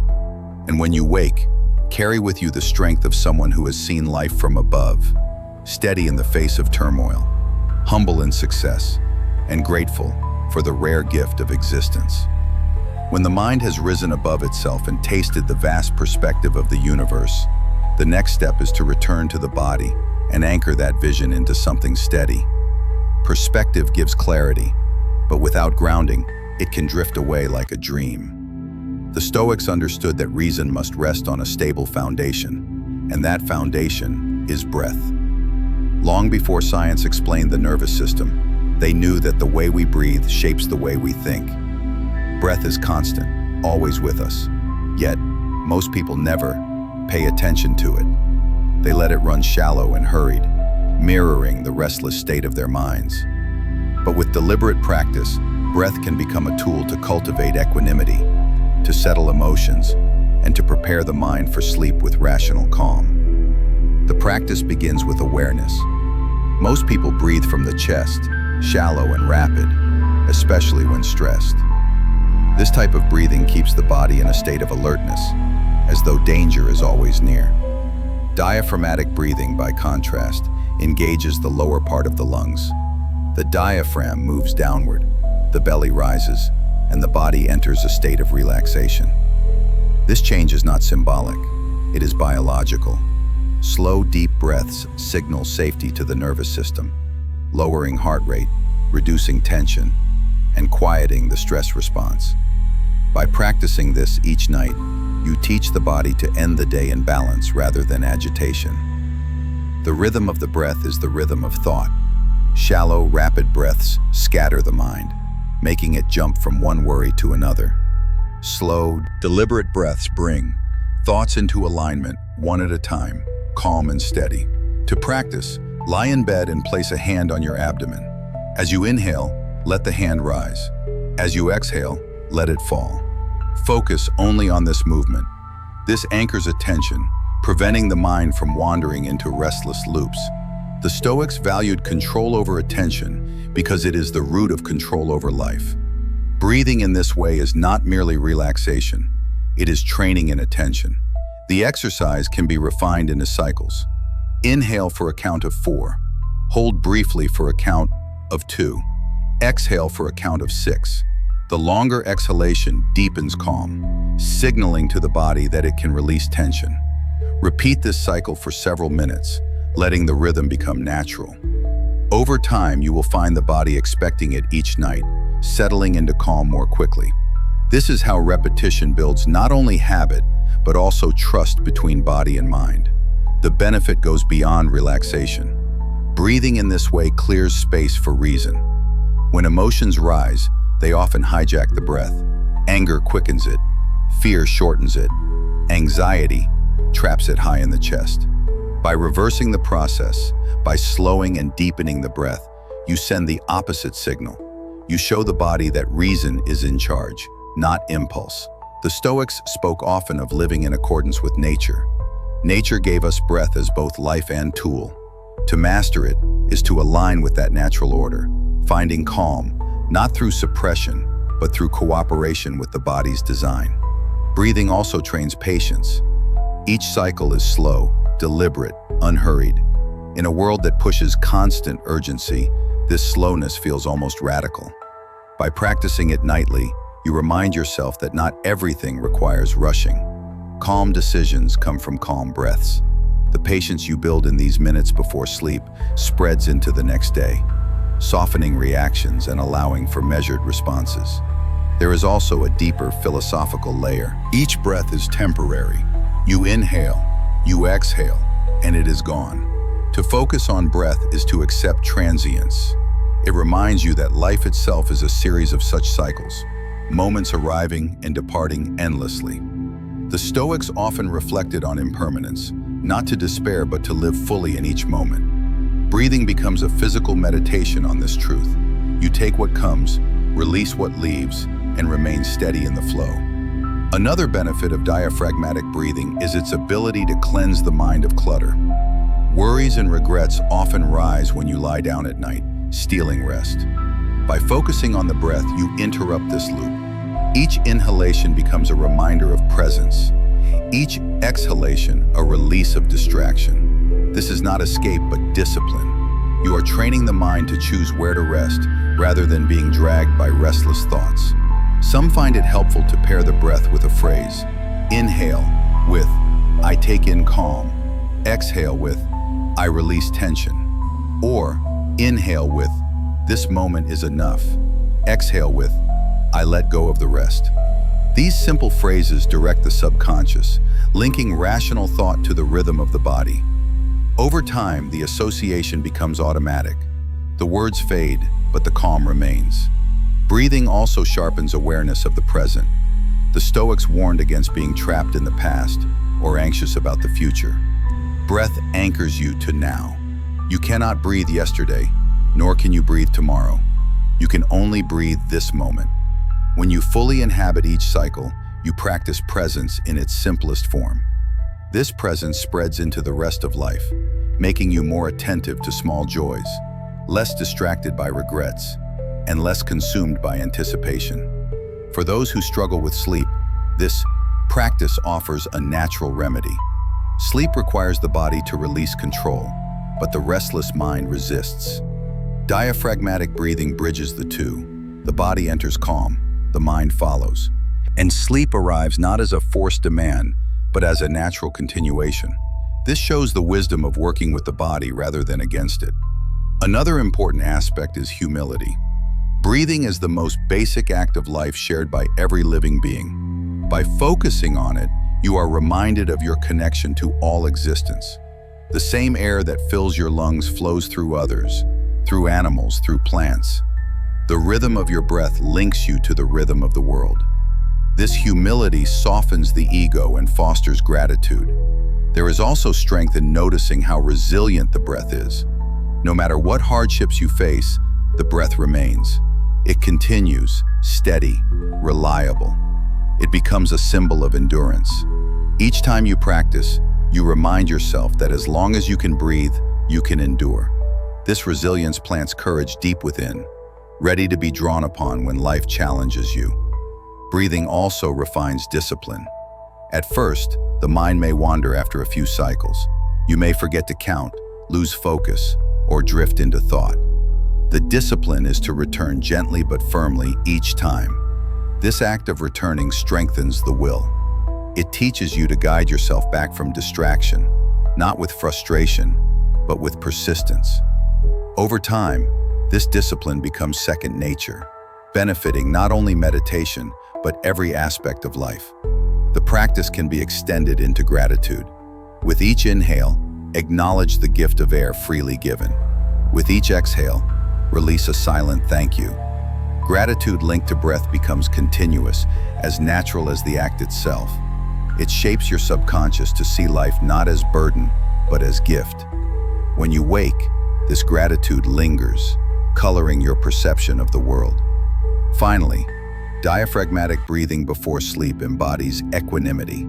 Equanimity is the Stoic goal, a state where emotions do not dominate, where reason holds steady, where life's ups and downs are met with calm. Breath is the most direct path to this state. It trains the body to settle, the mind to focus, and the spirit to align with nature. Practiced nightly, it becomes more than an exercise. It becomes a way of being. So when the lights are dim and the day is ending, let breath be your anchor. Settle into its rhythm, slow and deep, until calm spreads through body and mind. Each cycle strengthens patience, presence, humility, resilience, and gratitude. Each breath carries you closer to the Stoic ideal of steady reason and quiet strength. And when sleep comes, it arrives not as escape, but as continuation of this harmony, preparing you to rise clear and composed with the dawn. The rhythm of the breath steadies the mind and restores clarity. But once the body is calm and anchored, there is an even deeper practice waiting, one that strikes directly at the roots of attachment. Breath teaches you presence, but possessions, routines, and familiar comforts often pull you back into dependency. The Stoics knew that much of human suffering comes not from loss itself, but from the shock of losing what was taken for granted. To prepare the mind against this weakness, they practiced the meditation of exile, placing themselves in thought as if stripped of everything familiar, left in a foreign place with nothing but their own character. Done before sleep, this meditation transforms the way you wake, sharpening gratitude and freeing you from the chains of attachment. The exile meditation begins with a deliberate shift in perspective.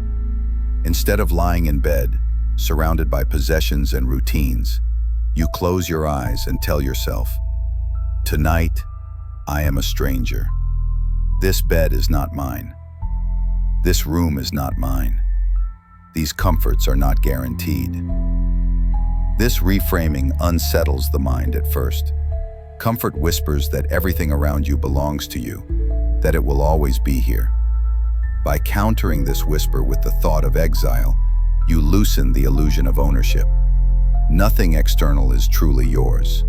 You borrow it from fortune, and fortune may reclaim it without warning. The strength of this practice lies in its honesty. History is full of exiles, people who one day had homes, lands, and routines, and the next day had none. The Stoics themselves lived through such realities. Seneca was banished. Epictetus was born a slave. Marcus Aurelius ruled during plagues and wars that displaced countless people. By practicing exile in thought, you join a tradition of preparation. You face the truth that life can change overnight, and by rehearsing it, you reduce its sting. Begin by mentally stripping away the objects around you. Tell yourself, if tomorrow I had to leave this room forever, how would I meet the day? Look at each item, clothes, books, furniture, and release the idea that it defines you. These things serve you, but they are not you. When you detach in this way, you reveal the core of who you are without them. That core is what matters most, because it is what exile cannot take. The meditation goes further than possessions. It also questions routines. Think of the comforts you expect each morning, your usual breakfast, your familiar path to work, the voices you hear every day. Now remove them in thought. Picture yourself in a new land where none of these routines exist.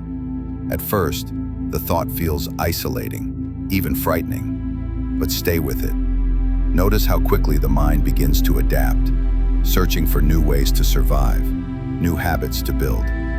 This flexibility is the hidden lesson of exile. The human spirit bends without breaking. When you see this, you no longer fear change as much because you know adaptation is within you. The practice also challenges the illusion of permanence. Most people live as though their world is fixed, as though the same bed, the same house, the same circle of friends will remain forever. But nothing in life is permanent. Exile meditation breaks this illusion each night, reminding you that clinging to permanence is the source of suffering. When you accept impermanence, you live lighter. You use what you have while you have it, but you do not become its prisoner. A powerful part of this exercise is gratitude. When you strip everything away in thought, you wake to find it still there. The room, the bed, the routines, they return in the morning. No longer taken for granted, but seen as gifts.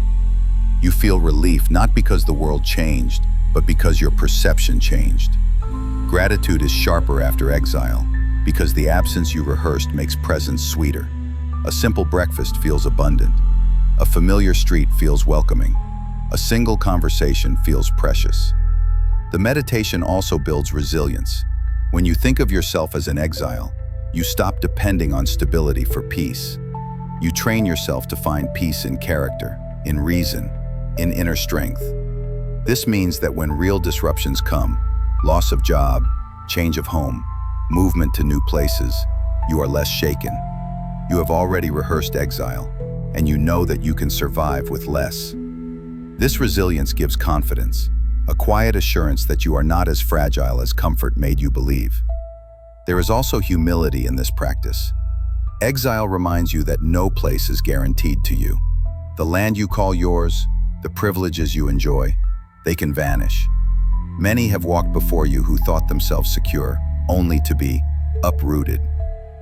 To meditate on exile is to join them in solidarity, to admit that you too are mortal, vulnerable, temporary. Humility softens pride, and in its place grows a deeper connection with the rest of humanity. The practice can be deepened by linking it with moral reflection. If you were an exile in a foreign land, stripped of all status and possessions, what would remain? Only your character. Would you still be just, courageous, disciplined, wise, or would you crumble without the props of comfort? This questioning tests your virtue. It shows you where you rely too much on externals and where you need to strengthen your inner resources. To make the meditation practical, rehearse small scenarios. Tell yourself, if tomorrow I had to live with only what I could carry, what would I value most? If I had to rebuild my life in a new place, what virtues would I need? If I had no reputation, how would I prove my worth? These questions move exile from abstract thought to concrete preparation. They teach you to prioritize what cannot be taken. Knowledge, discipline, kindness, courage. The exile meditation can also be paired with the breath. As you inhale, think, this moment is all I have. As you exhale, think, I release what is not mine. The rhythm of breath reinforces the philosophy, tying the mind's reflection to the body's rhythm. This embodiment makes the lesson sink deeper, beyond thought and into habit. Another dimension of the practice is compassion. When you rehearse exile, you glimpse what millions throughout history have faced in reality. Refugees, wanderers, the displaced. This reflection cultivates empathy. You see your own life not as isolated, but as part of a broader human experience. Compassion grows, and with it, generosity. You become more willing to help others because you know, in your own way, what it means to lose. The meditation also sharpens awareness of the present. When you live as though you might be uprooted tomorrow, you stop delaying joy. You savor the conversations, the meals, the small comforts, because you know they may not remain. This awareness does not create despair, but intensity.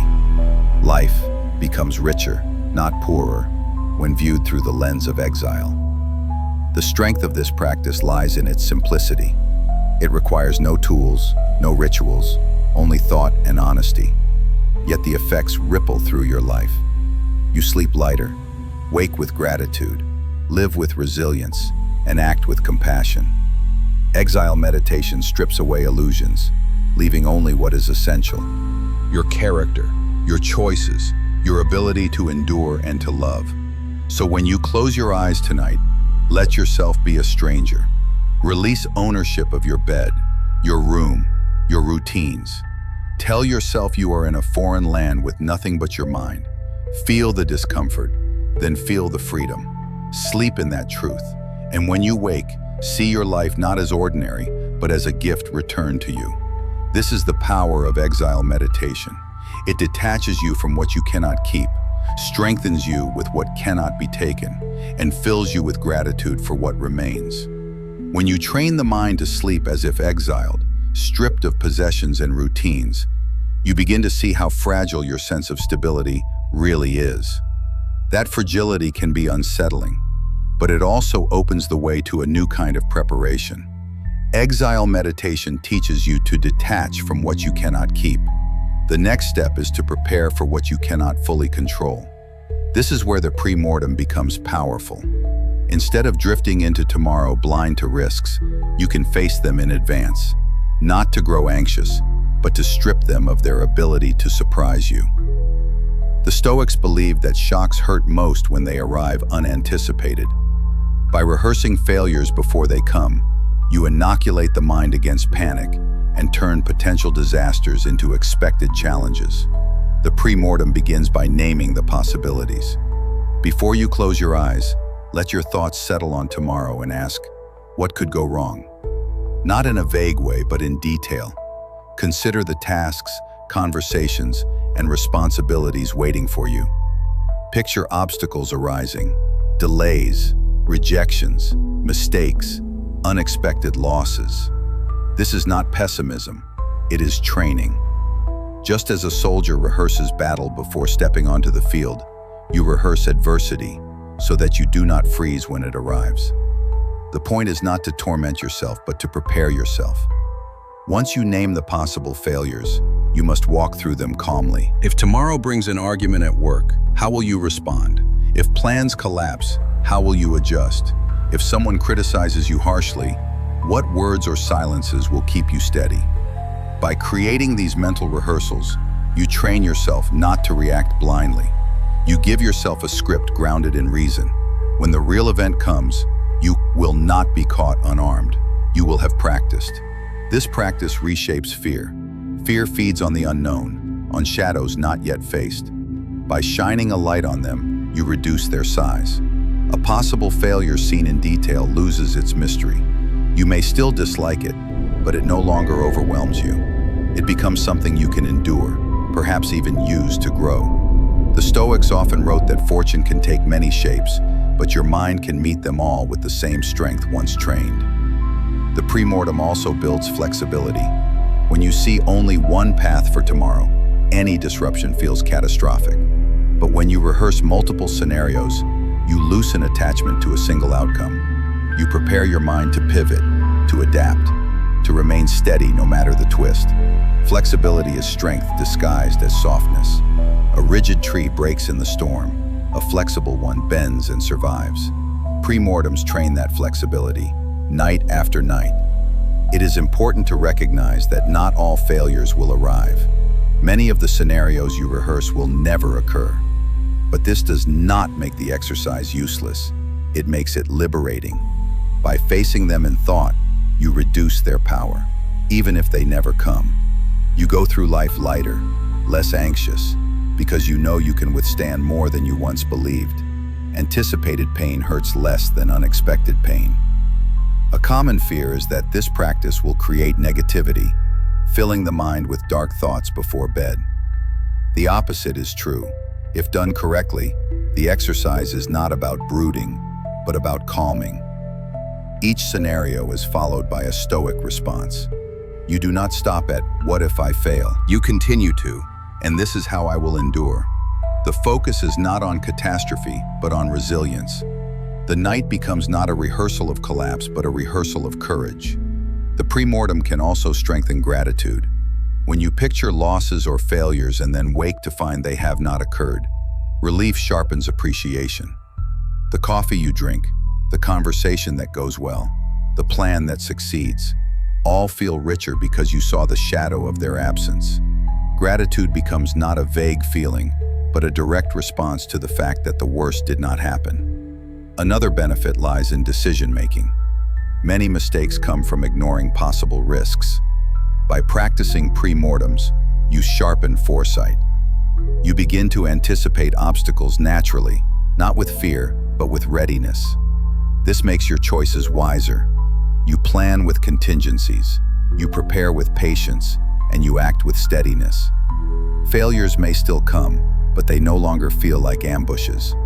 This practice also humbles the ego. The mind often clings to certainty, convinced that tomorrow will follow your plan. Pre-mortems remind you that control is limited.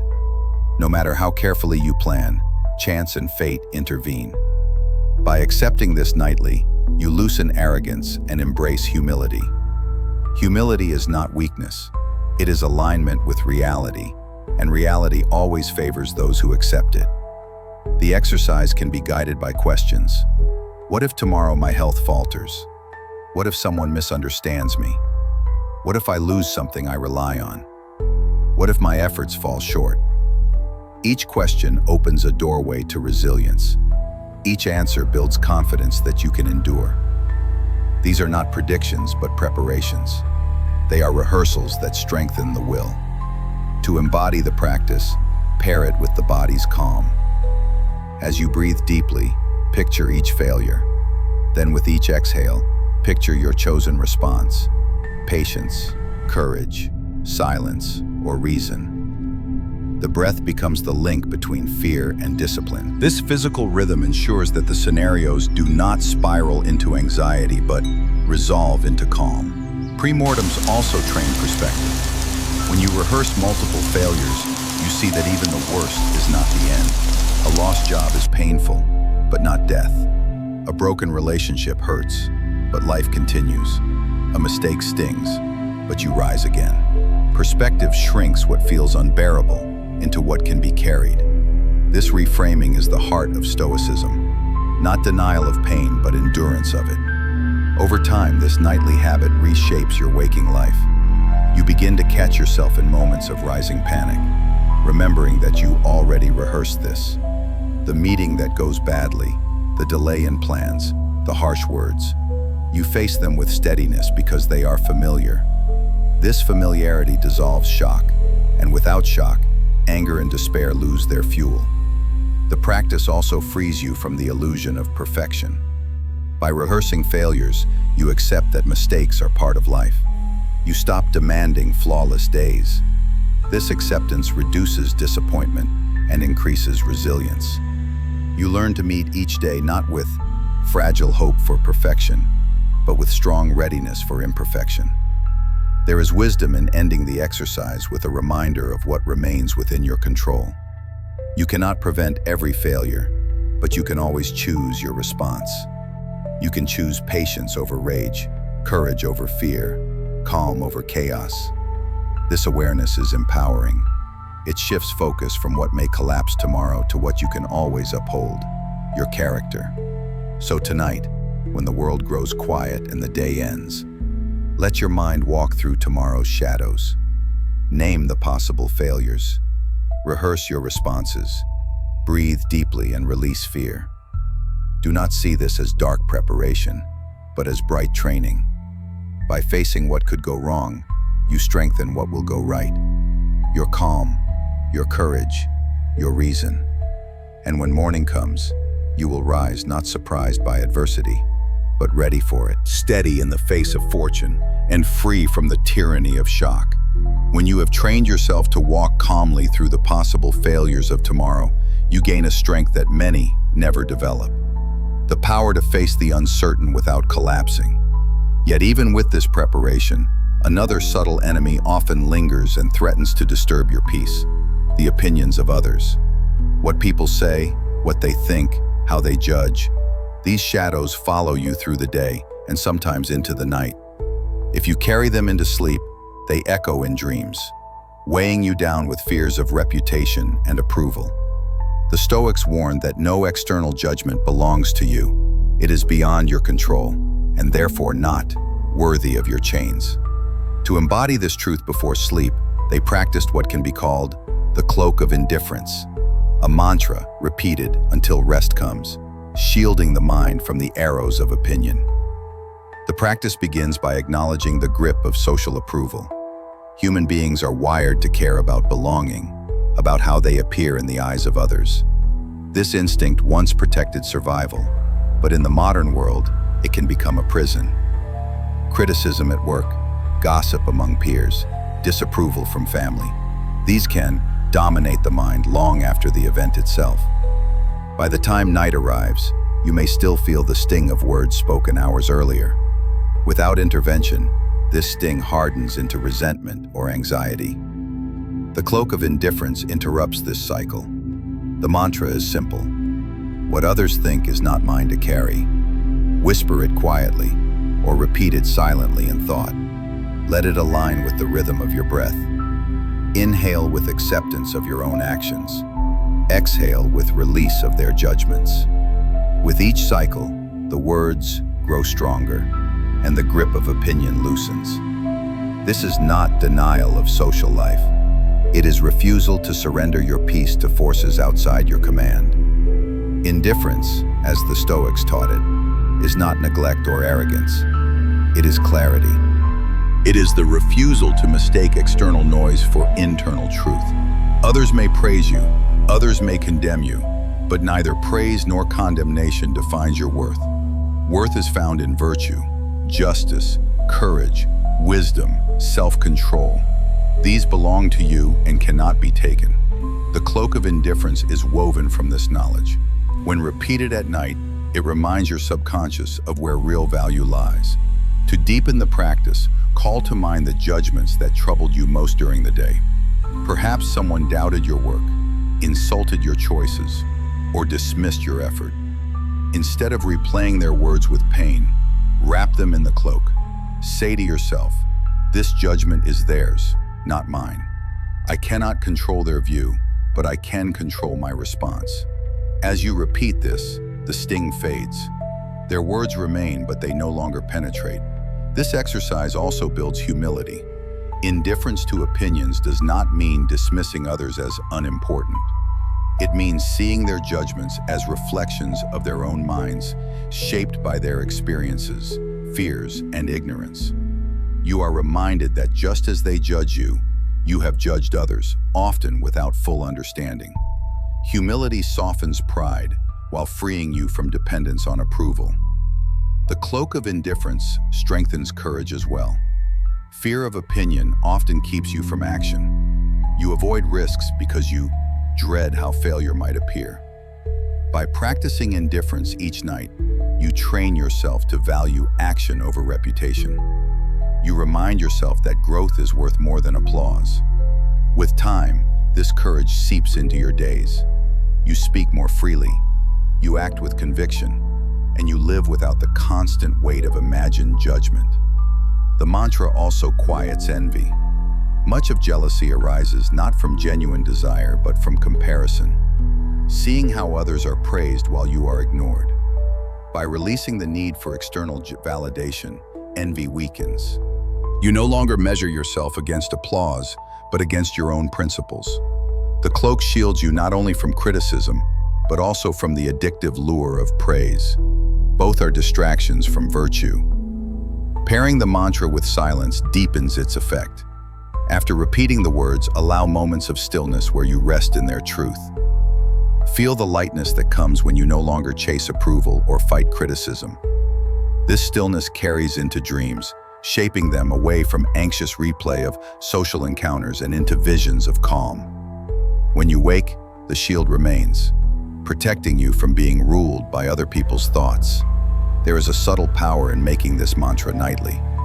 Repetition is what turns philosophy into reflex. At first, you may feel only partial release. Opinions still sting. Approval still tempts. But with each night, the subconscious learns. The words carve pathways in the mind until indifference becomes natural. Criticism that once lingered for days begins to fade within minutes. Praise that once inflated the ego loses its pull. You become steady, unmoved by external winds. The cloak of indifference is not isolation, it is freedom. It allows you to participate fully in life, to connect with others, to contribute meaningfully, without being enslaved by their shifting judgments. You act, not for applause or fear of rejection, but from principle.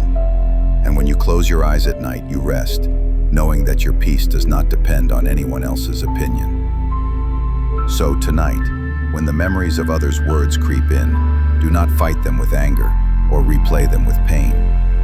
Wrap yourself in the cloak. Repeat the mantra until sleep takes you. What others think is not mine to carry. Let the shield settle over your mind, steadying you in calm. Drift into rest, free from judgment, free from envy, free from fear of disapproval. And when you wake, you will rise with a lighter spirit, ready to live not by the noise of others, but by the strength of your own reason. When the cloak of indifference shields you from the weight of other people's judgments, there remains another subtle burden that often presses heavily on the heart, the sense that the world or the people within it owe you something. Even if you no longer crave approval, you may still carry expectations of fairness, of recognition, of kindness returned in equal measure. These expectations, when unmet, stir frustration and disappointment. The Stoics warned against this mindset, for entitlement blinds you to reality and makes you a slave to bitterness. To dissolve it, they practiced a meditation each night, the reminder that no one owes you anything. By training this perspective before sleep, you free yourself from resentment and awaken with humility, ready to meet life as it is, rather than as you think it should be. The exercise begins by confronting the hidden expectations you carry. Perhaps you expect thanks for the efforts you give, or loyalty in return for loyalty, or fairness from strangers. These expectations feel natural, even justified. Yet when reality fails to meet them, pain follows. The phrase, "no one owes me," is not a denial of justice, but a recognition of reality. People act from their own reasons, shaped by their own struggles, ignorance, or desires. Their actions are not controlled by your hopes. By repeating the phrase before bed, you remind yourself that disappointment arises not from their behavior alone, but from your demand that they behave differently. The power of this exercise lies in shifting responsibility. Instead of saying, "they wronged me because they did not give what I deserved," you say, "I erred in expecting what was never mine to claim." This does not excuse cruelty or dishonesty, but it reframes your relationship to it. You cannot control whether others repay kindness, but you can control whether you give kindness without strings. By releasing the thought of debt, you reclaim your freedom. Practice begins with recalling the day's moments of frustration. Did you feel slighted when someone ignored you? Did you feel irritated when help you gave was not acknowledged? Did you feel anger when someone failed to act as you hoped? Bring these memories into awareness. Then quietly repeat, "No one owes me." Let the words sink into the mind until they soften the sting. You are not entitled to their thanks, their attention, or their perfect behavior. They act as they choose, and your peace depends on your own choice, not theirs. This meditation cultivates humility. Entitlement often disguises pride, the belief that because you acted well, the universe should reward you. But life does not operate on contracts written by your expectations. To live humbly is to accept that the world is not organized for your benefit. By ending the day with this reminder, you reduce the pride that feeds frustration and open yourself to gratitude for what comes freely without demand. The exercise also deepens resilience. When you expect less, you are shocked less. Disappointments lose their sharp edge because you no longer see them as betrayals of what you were owed. Instead, you see them as natural outcomes of human behavior. People forget, people fail, people act selfishly. This is part of life. By rehearsing this truth at night, you prepare yourself to meet it calmly in the morning. Another layer of the practice is generosity. When you release the demand that others owe you, your giving becomes purer. You help not to be thanked, but because helping align with your character. You forgive not to receive recognition, but because forgiveness frees your own soul. You love not to be loved in return, but because love itself is a virtue. This shift transforms relationships. You interact without hidden contracts, without unspoken debts. The freedom this creates is profound. The meditation also clears the way for gratitude. When you tell yourself no one owes you, every kindness you do receive feels like a gift rather than payment. A smile, a word of thanks, a gesture of support. These no longer feel like your due, but like treasures. Gratitude blossoms because entitlement has been cleared from the soil. The morning after this meditation often feels lighter, as though the world is full of unexpected blessings rather than withheld debts. It is helpful to pair the phrase with the breath. As you inhale, remind yourself, "I own only my choices." As you exhale, repeat, "No one owes me." This rhythm engraves the thought into both body and mind. Over time, the association becomes reflex. Disappointment arises, but the breath brings back the mantra, dissolving resentment before it hardens. The exercise can extend beyond people to life itself. The universe owes you no guarantees of health, of wealth, of time. To expect permanence is to prepare for sorrow. By repeating, "No one owes me," you also remind yourself that life itself is gift, not contract. Each breath, each sunrise, each chance to act is undeserved and therefore precious. This awareness sharpens gratitude and reduces bitterness toward fate. Another benefit is the breaking of cycles. Many conflicts continue because each side waits for the other to pay what is owed. An apology, recognition, a gesture of reconciliation. By practicing this meditation, you end your part in the cycle. You stop demanding what may never come. This does not make you weak, it makes you free. You are no longer trapped in endless waiting. You move forward, carrying only what is within your control. Over time, the exercise reshapes your view of justice. You stop confusing justice with personal satisfaction. True justice is about what is right, not about what repays you. By dissolving entitlement, you align more closely with reason, able to pursue fairness without the distortions of ego. This clarity strengthens your judgment and your interactions with others. The practice also protects against despair. Many lose hope because life did not deliver what they believed they were owed: success, recognition, ease. By accepting that nothing was ever guaranteed, despair softens into acceptance. You begin to see meaning, not in what you receive, but in how you respond. Life is not debt repayment, it is opportunity. Each night that you end with this meditation, you sharpen humility, strengthen resilience, deepen gratitude, and free yourself from chains of expectation. The repetition of the mantra becomes a cleansing ritual, washing away the day's disappointments and leaving only clarity. When you wake, you no longer carry the heavy burden of "they should," "have," or I deserved. You rise lighter, ready to face the day with calm humility. So, when you close your eyes tonight, review the moments that frustrated you and whisper the truth to yourself. No one owes me. Let the phrase dissolve the chains of entitlement, replacing them with freedom and peace. Sleep then becomes not a refuge from disappointment, but a teacher of humility. And when you open your eyes in the morning, you step into a world where every kindness is a gift, every moment is undeserved grace, and your peace belongs only to your own reasoned choice. Releasing the belief that others owe you dissolves entitlement and leaves you freer to meet life as it comes. But once you shed those external expectations, you still face one of the most stubborn attachments of all, the body. No matter how much reason you cultivate, the body constantly reminds you of its presence through appearance, aging, aches, and change. People spend endless energy worrying about how they look, how they compare, and how time alters them. This anxiety grows heavier at night when silence amplifies self-criticism. The Stoics taught a liberating truth. The body is not truly yours. It is a loan from nature, given for a time, and one day it will be reclaimed. By practicing this meditation before sleep, you can soften attachment to beauty, reduce fear of decay, and rest in peace with what you cannot control. The meditation begins by recognizing how much power appearance holds over the mind. Praise or criticism about looks can affect mood more than reason allows. Wrinkles, scars, or weight can dominate thought even when character is neglected. The Stoics called this a misplacement of value. To place worth on what is fleeting is to guarantee disappointment.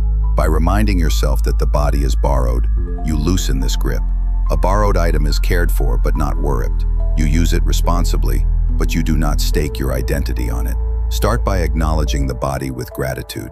As you lie in bed, consider that every breath, every heartbeat, every movement comes not from ownership, but from a gift. You did not design your body. You did not choose its form, and you cannot prevent its eventual decline. Yet, it has carried you through the day, allowing thought, action, and experience. Gratitude reframes the relationship. Instead of criticizing what the body lacks, you thank it for what it gives. This gratitude quiets comparison and softens dissatisfaction. The practice deepens when you reflect on impermanence. Beauty fades, strength wanes, and health changes. To resist this truth is to fight nature itself. At night, whisper to yourself, "This body is mine to use, not mine to keep." By repeating this, you release the demand that your body remain unaltered. You prepare yourself to meet aging, not with fear, but with calm. Wrinkles then become symbols of time lived, not threats to worth. Scars become stories of endurance, not stains. Decay becomes part of the cycle, not an enemy. This meditation does not promote neglect. The Stoics valued caring for the body as a duty, just as you would care for borrowed tools.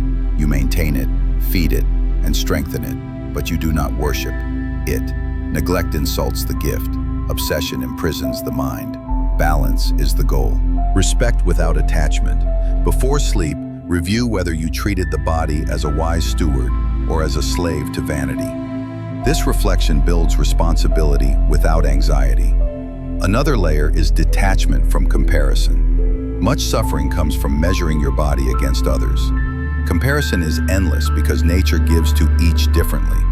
One person has height, another strength, another beauty, another fragility. By viewing the body as borrowed, you see these differences as distribution, not injustice. Just as you would not envy another's borrowed cloak, you do not envy another's borrowed form. Each loan comes with its own conditions, and the value lies in how you use it, not in how it appears. This practice also addresses the fear of illness. Illness reveals the body's vulnerability, and anxiety grows when you believe the body should be immune. By reminding yourself that the body is borrowed, you accept fragility as part of the loan. Illness is not betrayal, but natural wear. This acceptance does not remove care. You still seek healing, but it removes despair. You no longer feel personally wronged by sickness. You see it as part of the agreement you never signed but always lived under. The meditation fosters humility. Many people take pride in appearance, as if they had created themselves. To see the body as borrowed strips away arrogance. You did not shape your face, your frame, or your features. Fortune gave them, and fortune may take them. What remains under your control is how you live, how you act, how you cultivate character. Humility shifts focus from surface to substance, from what is seen to what is chosen. There is also liberation in recognizing that judgment of appearance belongs to others, not to you. People will always form opinions about beauty, strength, or decline. But if the body is not yours to keep, their opinions lose weight. They are commenting on what belongs to nature, not to you. This awareness ties back to indifference. You are no longer chained to approval or shame. You care for the body responsibly, but live for the soul. To deepen the meditation, visualize returning the body to nature. As you drift into sleep, picture the body dissolving into the elements: earth, air, water, and fire, returning to the whole from which it came. This visualization dissolves fear of decay. You see yourself not as losing, but as rejoining. The thought of death becomes less terrifying because it is framed as restoration rather than theft. Pairing this reflection with breath strengthens it. Inhale as though borrowing air. Exhale as though returning it. Each cycle reminds you that life itself is loaned moment by moment. You own nothing permanently, not even breath. Yet in each cycle you experience fullness. This rhythm engraves humility and gratitude into the subconscious, preparing you to wake lighter. The practice also reshapes identity. Many define themselves by appearance, but the Stoic path points elsewhere. You are not your face, your skin, or your frame. You are your judgments, your choices, your principles. By repeating this truth before bed, you detach identity from appearance. Aging no longer threatens your sense of self, because your true self does not age in the same way. Virtue sharpens with time, even as the body weakens. Another benefit is freedom from consumerism. Much of modern life thrives on fueling anxiety about appearance, selling endless products to resist natural change. By practicing the body as borrowed meditation, you weaken this grip. You stop seeing yourself as broken, needing fixing, and instead see yourself as temporary, needing stewardship. This shift reduces endless craving and fosters contentment. Over time, the nightly repetition of this meditation builds peace with imperfection. You stop criticizing your reflection with hostility. You see it as a passing form, valuable but not defining. This acceptance carries into the day. Compliments or insults about appearance no longer shake you. They may register, but they do not rule. You stand steadier, rooted in a truth deeper than skin.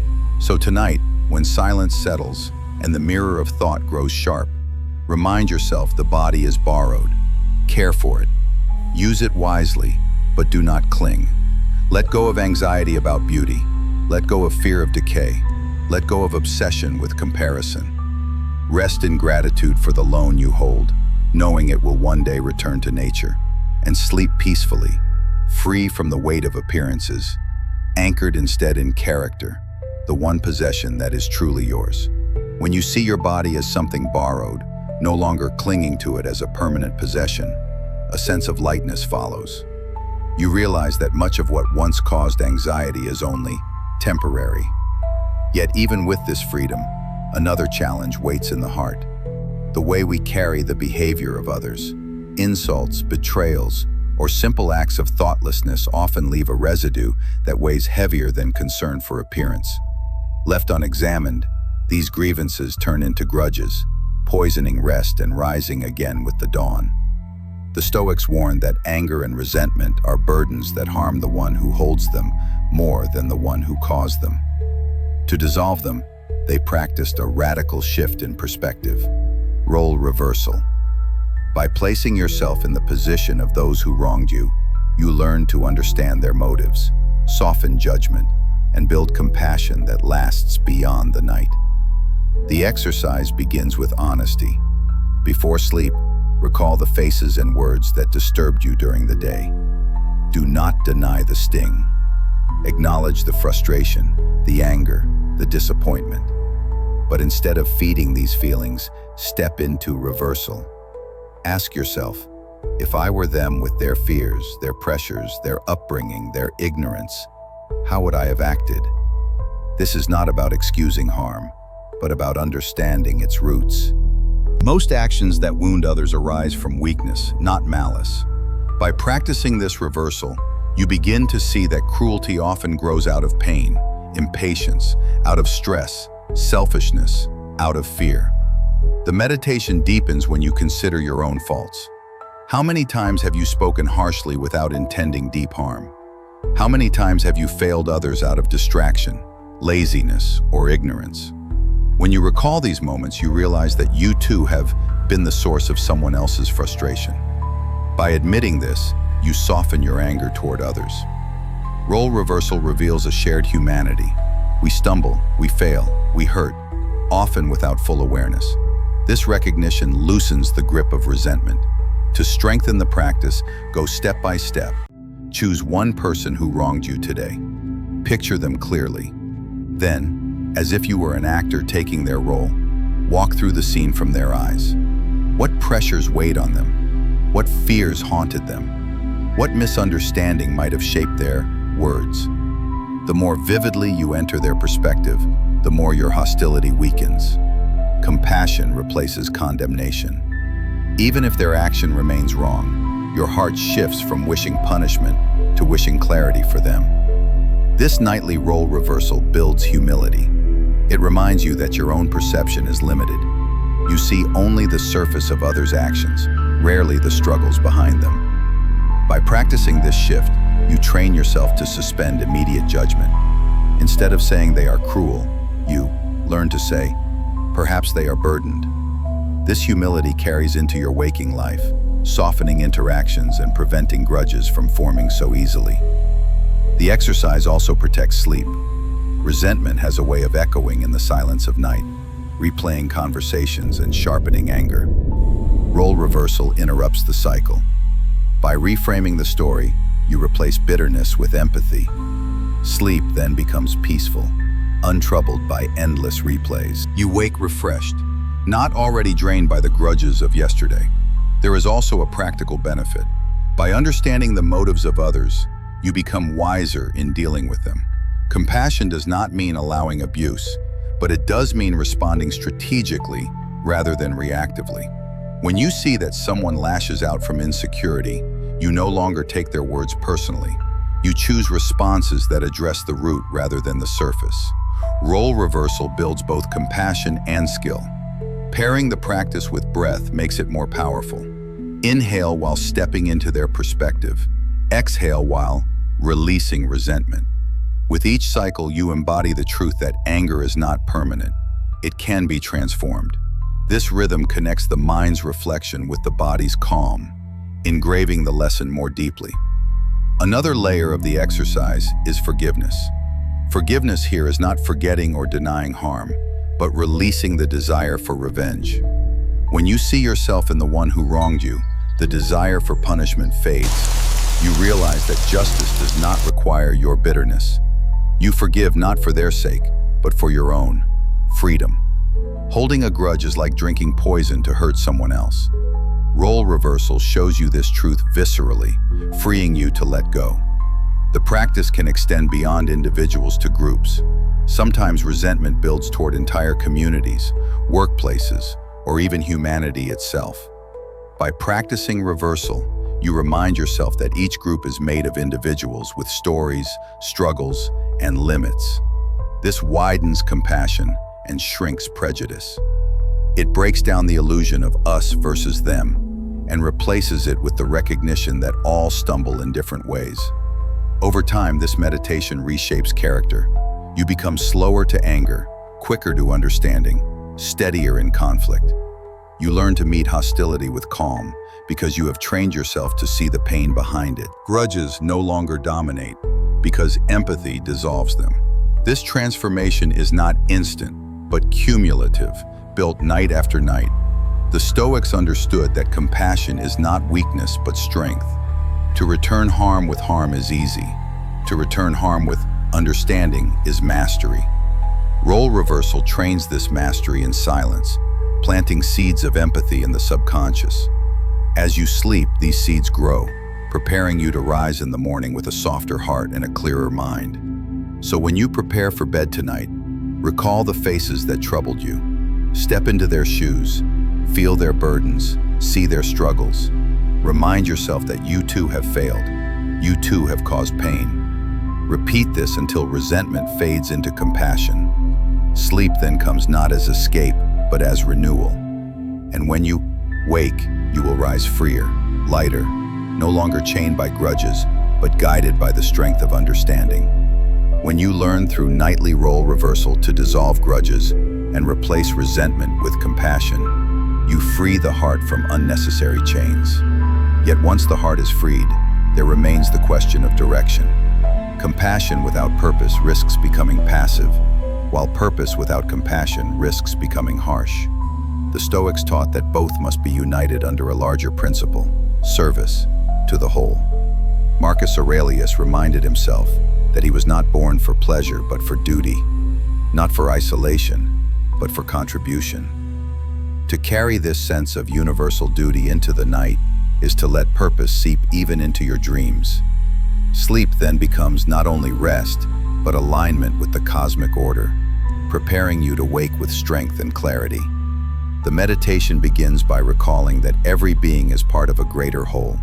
You are not separate from the world, but a piece of it, woven into its fabric. Marcus described himself as a limb of the larger body of humanity, meant to work for the benefit of the whole, rather than for himself alone. To adopt this truth before bed is to quiet selfish desires and replace them with service. You remind yourself that your life is not about gaining as much as possible, but about giving what you can while you are here. Start by reviewing your day through this lens. Did your actions serve only your own comfort, or did they contribute to the larger good? Did you leave those around you lighter or heavier by your presence? This review is not meant to scold, but to sharpen awareness. Where you fell short, you plant the intention to rise better tomorrow. Where you acted with service, you acknowledge it with quiet satisfaction, not pride. The point is not to judge yourself, but to align with the duty that transcends you. As you prepare to sleep, let the thought of universal duty become your final focus. Whisper to yourself, I am part of the whole. My duty is to serve the whole. Repeat this mantra as you drift into rest. The repetition engraves it into the subconscious, shaping dreams around purpose rather than restlessness. Even in unconsciousness, the mind absorbs direction. You awaken with renewed commitment, not because of external pressure, but because the idea has rooted itself deeply. This practice builds resilience. Many of life's frustrations come from personal desires being blocked. But when your orientation is toward the greater good, obstacles lose their sting. If a plan fails, you ask not, what did I lose, but how can I still serve? Duty reframes setbacks into new opportunities. By carrying this attitude into sleep, you strengthen your readiness to meet disruption with calm determination.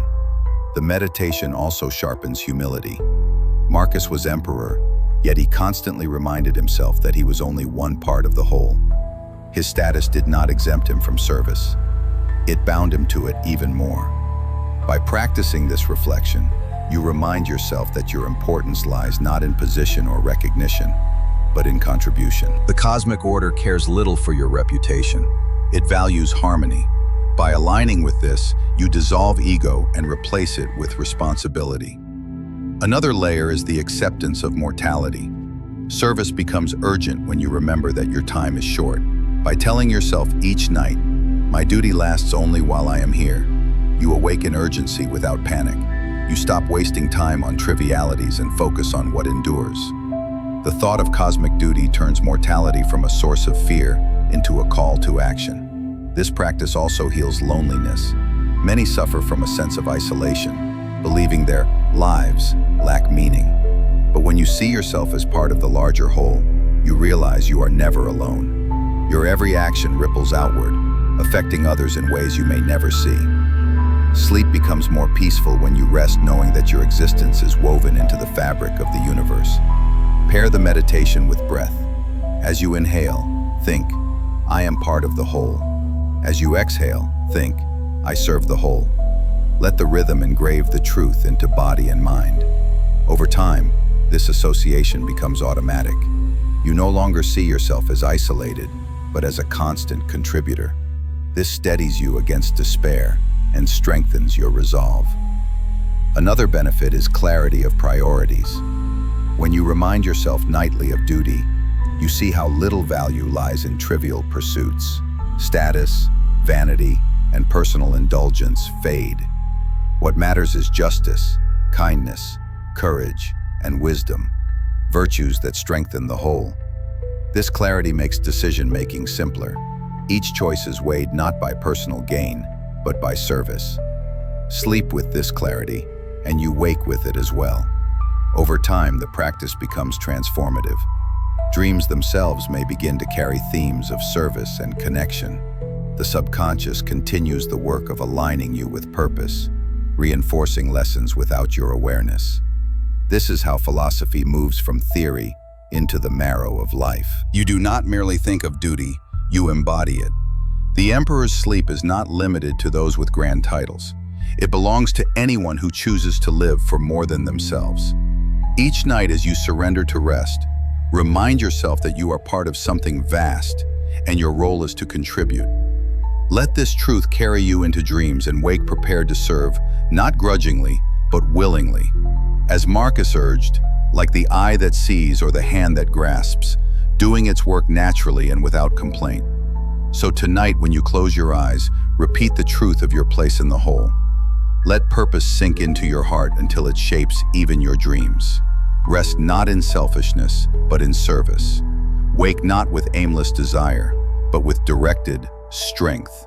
This is the emperor's sleep, to carry cosmic duty into the night and to rise with purpose in the morning, steady, humble, and ready to serve. When you end the day by adopting a sense of cosmic duty, even in sleep, your heart is aligned with service, and your mind is freed from the traps of ego. But there remains another subtle weight that can weaken purpose: attachment to comfort.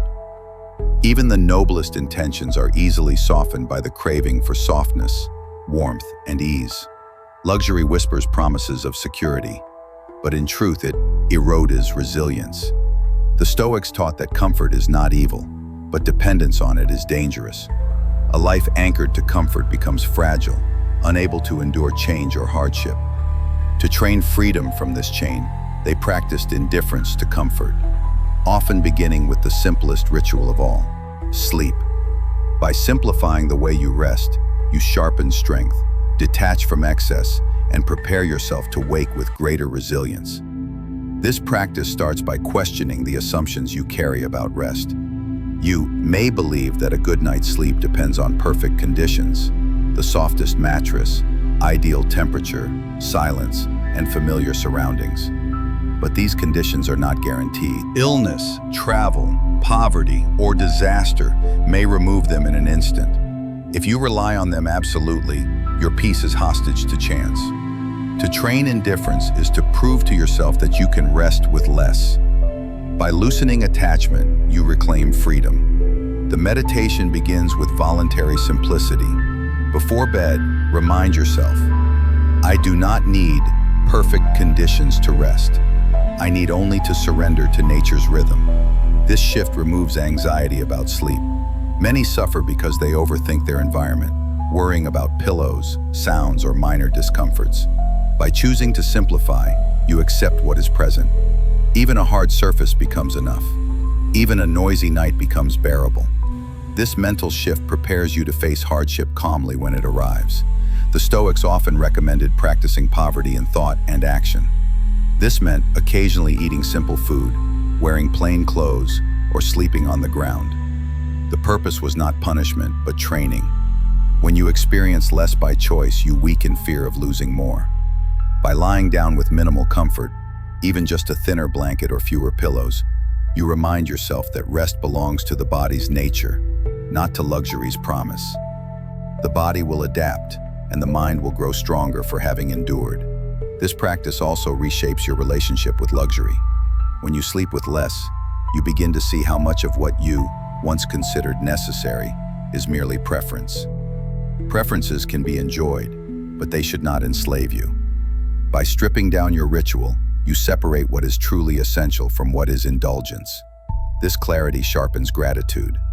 When you do return to comfort, you value it without clinging, knowing that you can thrive without it. The exercise strengthens resilience in daily life. Hardship does not schedule itself politely. It arrives uninvited.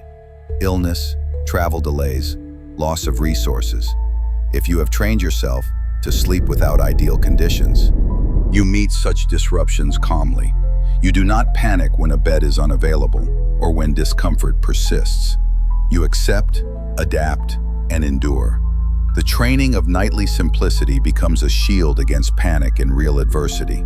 There is humility in this practice as well. Luxury often feeds arrogance, the belief that you deserve more than others. By sleeping with less, you remind yourself that you share the same needs as all people, a place to lie down and close your eyes. You reconnect with the common human condition. This humility deepens compassion, making you more willing to understand and support those who lack what you have. Another dimension of indifference to comfort is freedom from anxiety. Much of modern restlessness comes not from genuine discomfort, but from fear of losing comfort. People worry about sleep quality, about missing hours, about lacking the perfect setup. This fear itself prevents peace. By practicing simplicity, you prove that rest is still possible without ideal conditions. Anxiety fades when you see that nature provides enough.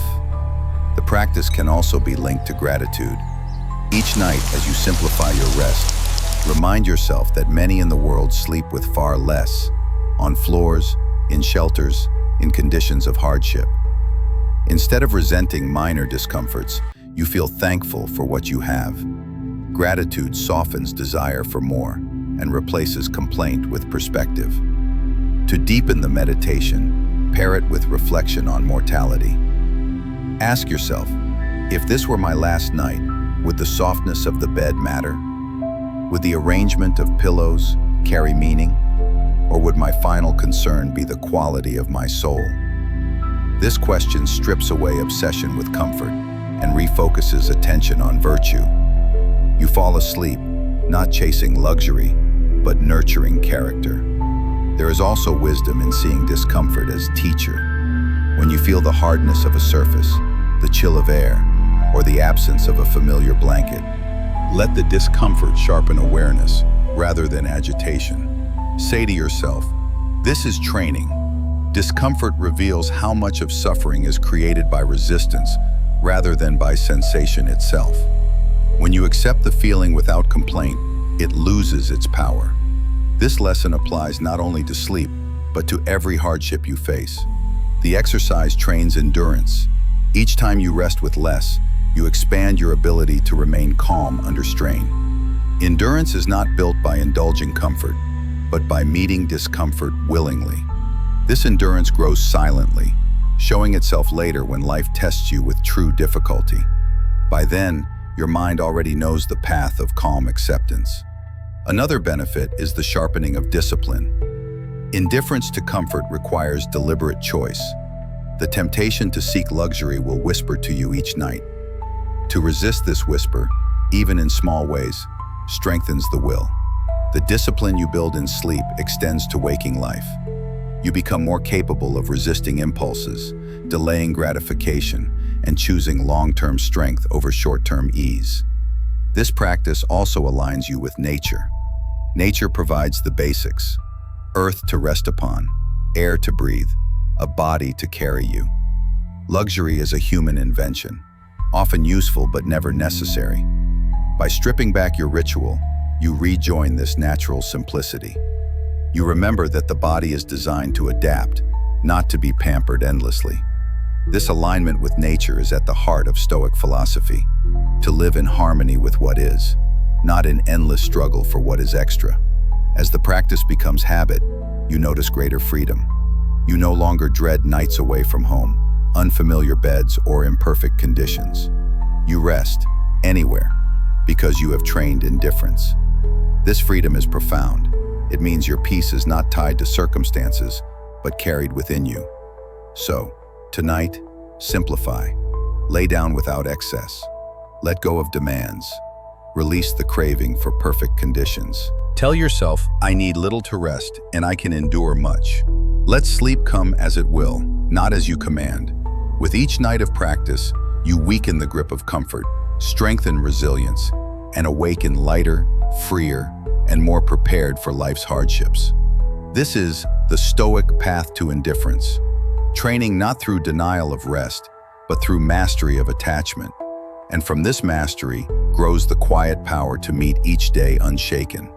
When you train yourself to detach from luxury and rest with less, you loosen the grip of dependence and strengthen resilience.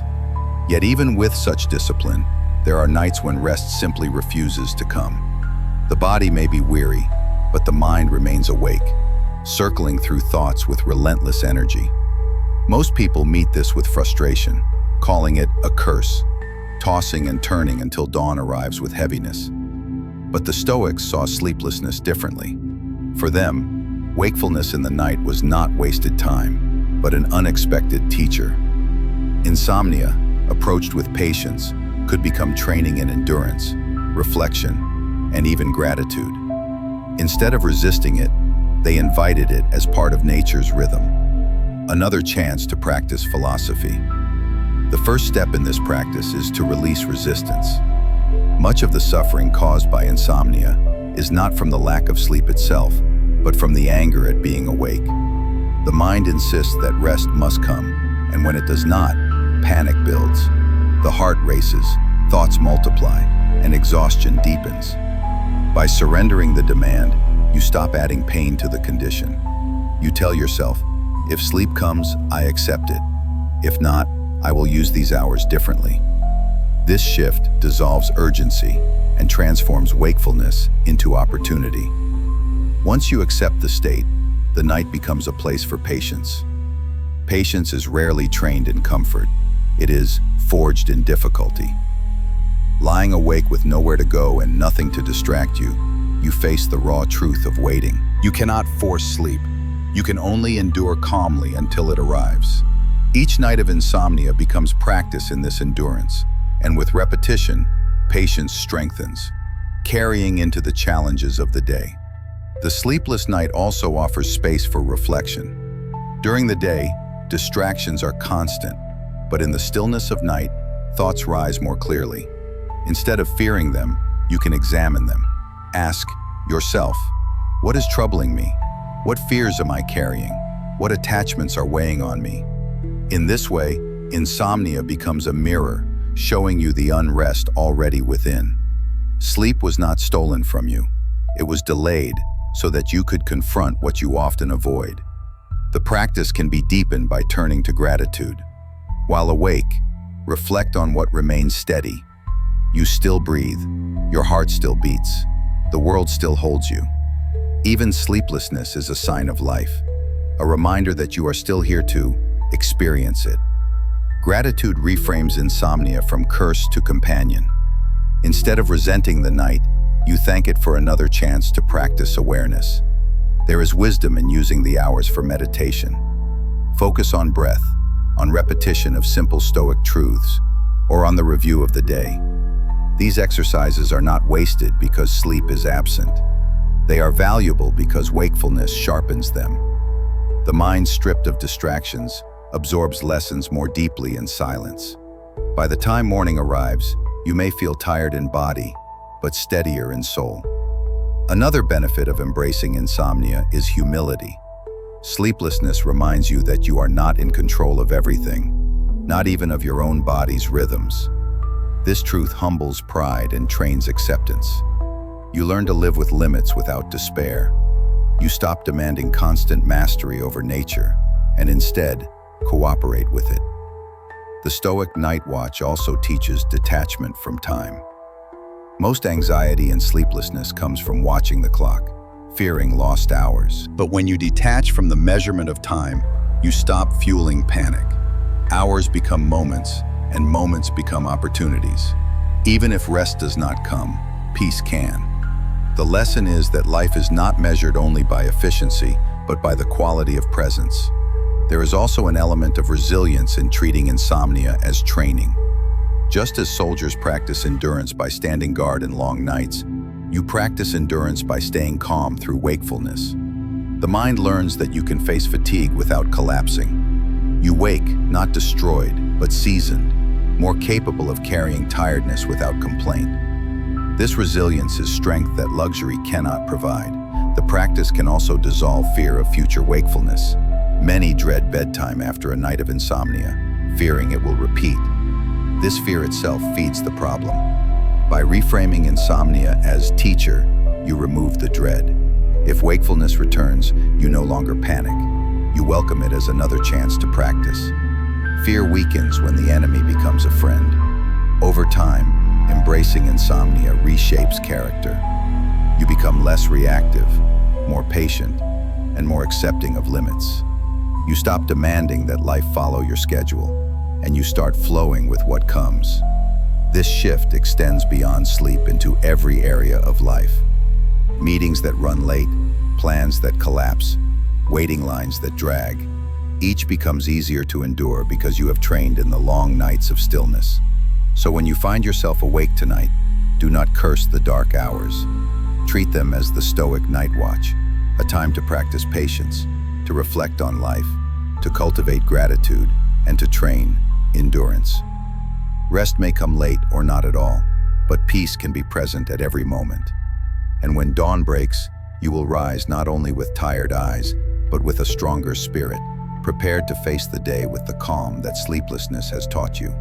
When you learn to treat insomnia as a teacher rather than an enemy, you discover the strength of patience and the wisdom of surrender.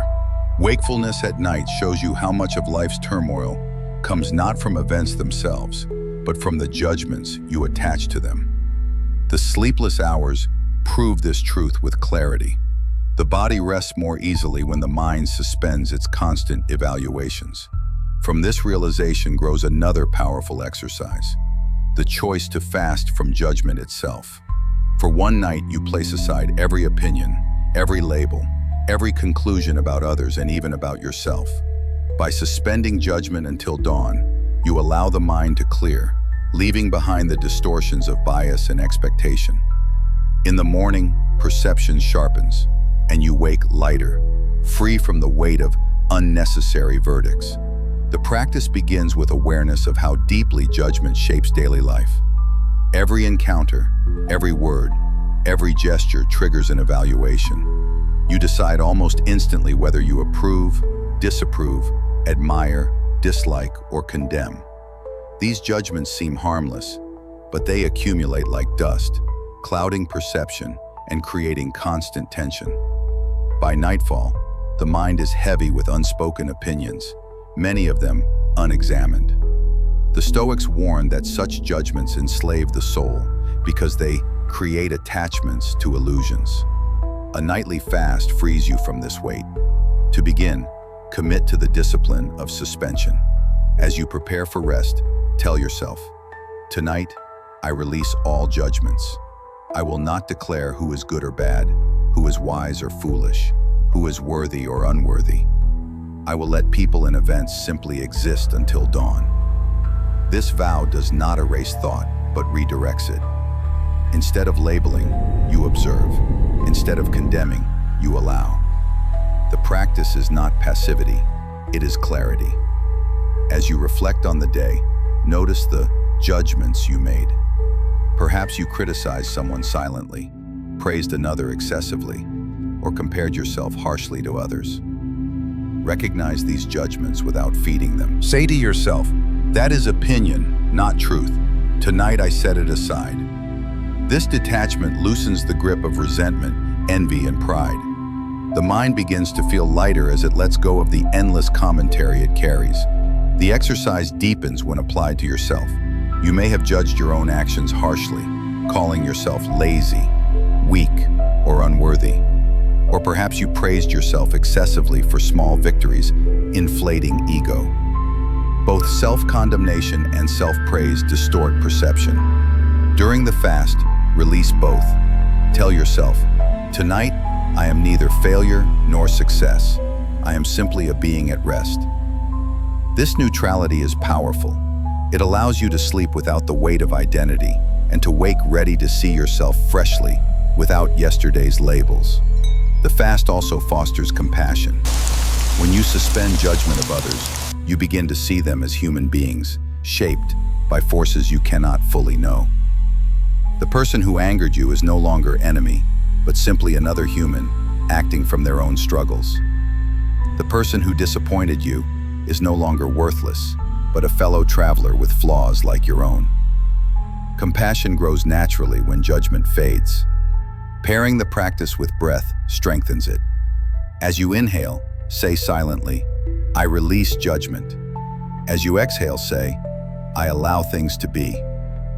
This rhythm engraves the commitment into body and mind. Each cycle of breath clears away another layer of opinion until the mind rests in stillness. There is also freedom in releasing judgment of events. Throughout the day, you may have labeled experiences as good or bad. Traffic is bad. A conversation is good. A delay is frustrating.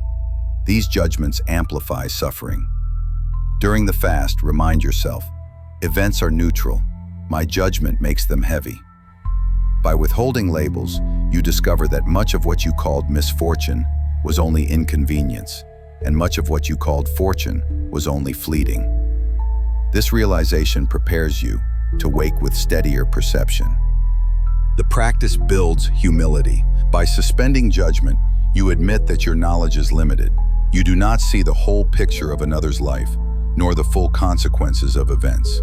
What you called a failure may become a blessing later. What you called a blessing may lead to hardship. By releasing verdicts, you respect the complexity of life. This humility dissolves arrogance and invites patience. Another benefit is restfulness.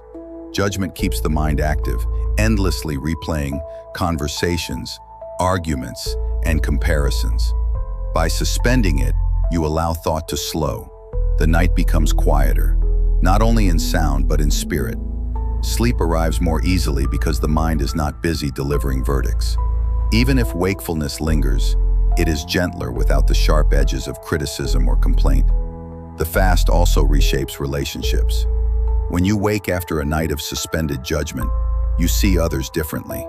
Instead of approaching them with labels already attached, you meet them with openness. Conversations feel fresher, conflicts feel smaller, and patience grows. You interact not from assumption, but from presence. To deepen the practice, extend the suspension to the natural world. Do not judge the weather as good or bad. The night is too quiet or too noisy. The body is too weak or too restless. Let everything simply be. This expands the fast from people to life itself. By dawn, you wake with a broader acceptance of reality, less disturbed by what you once labeled as unfair. Over time, nightly fasting from judgment becomes a form of purification. Each night you clear away the sediment of opinion, leaving the mind clearer for the day ahead. The effect compounds. You become less reactive, less trapped by labels, more capable of seeing truth. The discipline of suspending judgment trains equanimity, the very state the Stoics sought. So when you prepare for bed tonight, release the need to evaluate. Lay down the burden of calling people good or bad, events fortunate or unfortunate, yourself worthy or unworthy. Let the night be free from verdicts. Tell yourself, until dawn, I will not judge.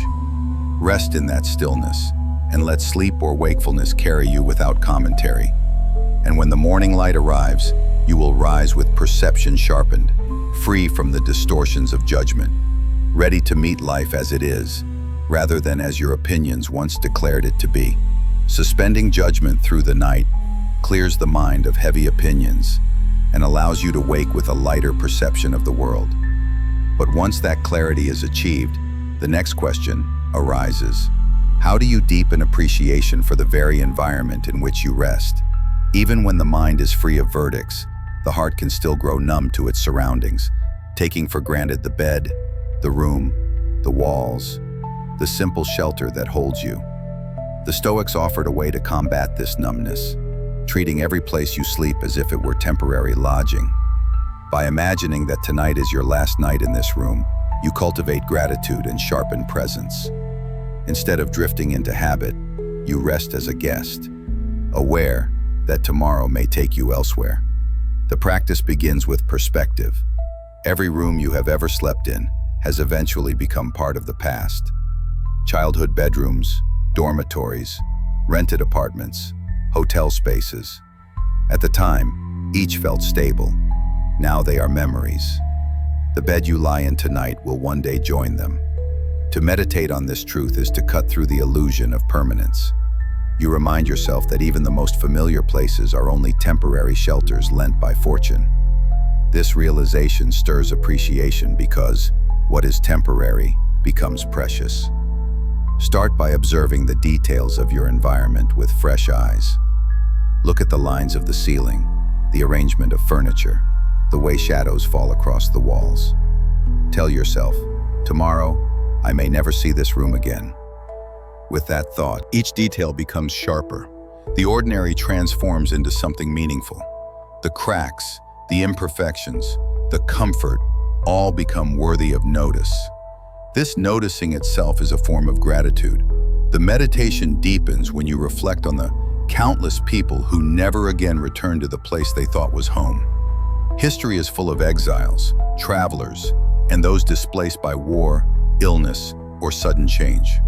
To treat your own room as permanent is to forget this reality. To treat it as temporary is to honor it while you have it. By doing so, you awaken to the gift of stability without being lulled into complacency. This exercise is not meant to breed fear, but to sharpen appreciation. Fear says, I may lose this tomorrow. Gratitude says, I am fortunate to have this tonight. The shift is subtle but powerful. Fear clings, gratitude releases. Fear tightens the heart, gratitude opens it. By choosing the second, you fall asleep not in anxiety but in peace. The practice also humbles you. When you see your room as borrowed lodging, you let go of ownership. You recognize that the space is part of a larger world, and you are only passing through. This humility weakens pride and softens entitlement. You stop demanding that everything be perfect, and instead you thank the room for serving its purpose. Even the smallest, simplest space becomes enough. Pairing the meditation with breath strengthens it. As you inhale, think, I am a guest here. As you exhale, think, I give thanks for this shelter.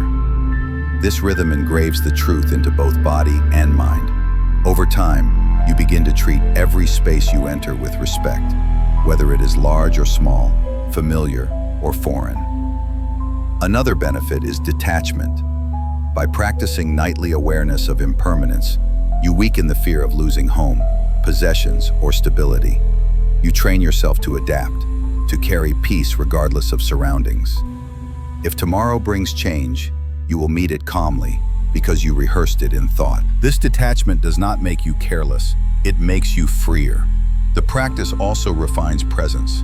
Much of life is dulled by habit. You stop noticing what surrounds you because you assume it will always be there. By treating each night as the last in your room, you break habit's spell.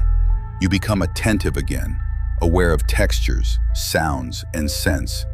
Presence returns and, with it, a deeper connection to life. Reflect also on the people connected to your space, who built the walls, designed the furniture, cleaned the floor. Each object carries traces of human effort. To treat the room as temporary is also to honor those invisible contributions. Gratitude expands beyond your own shelter to the labor and kindness of others who made it possible.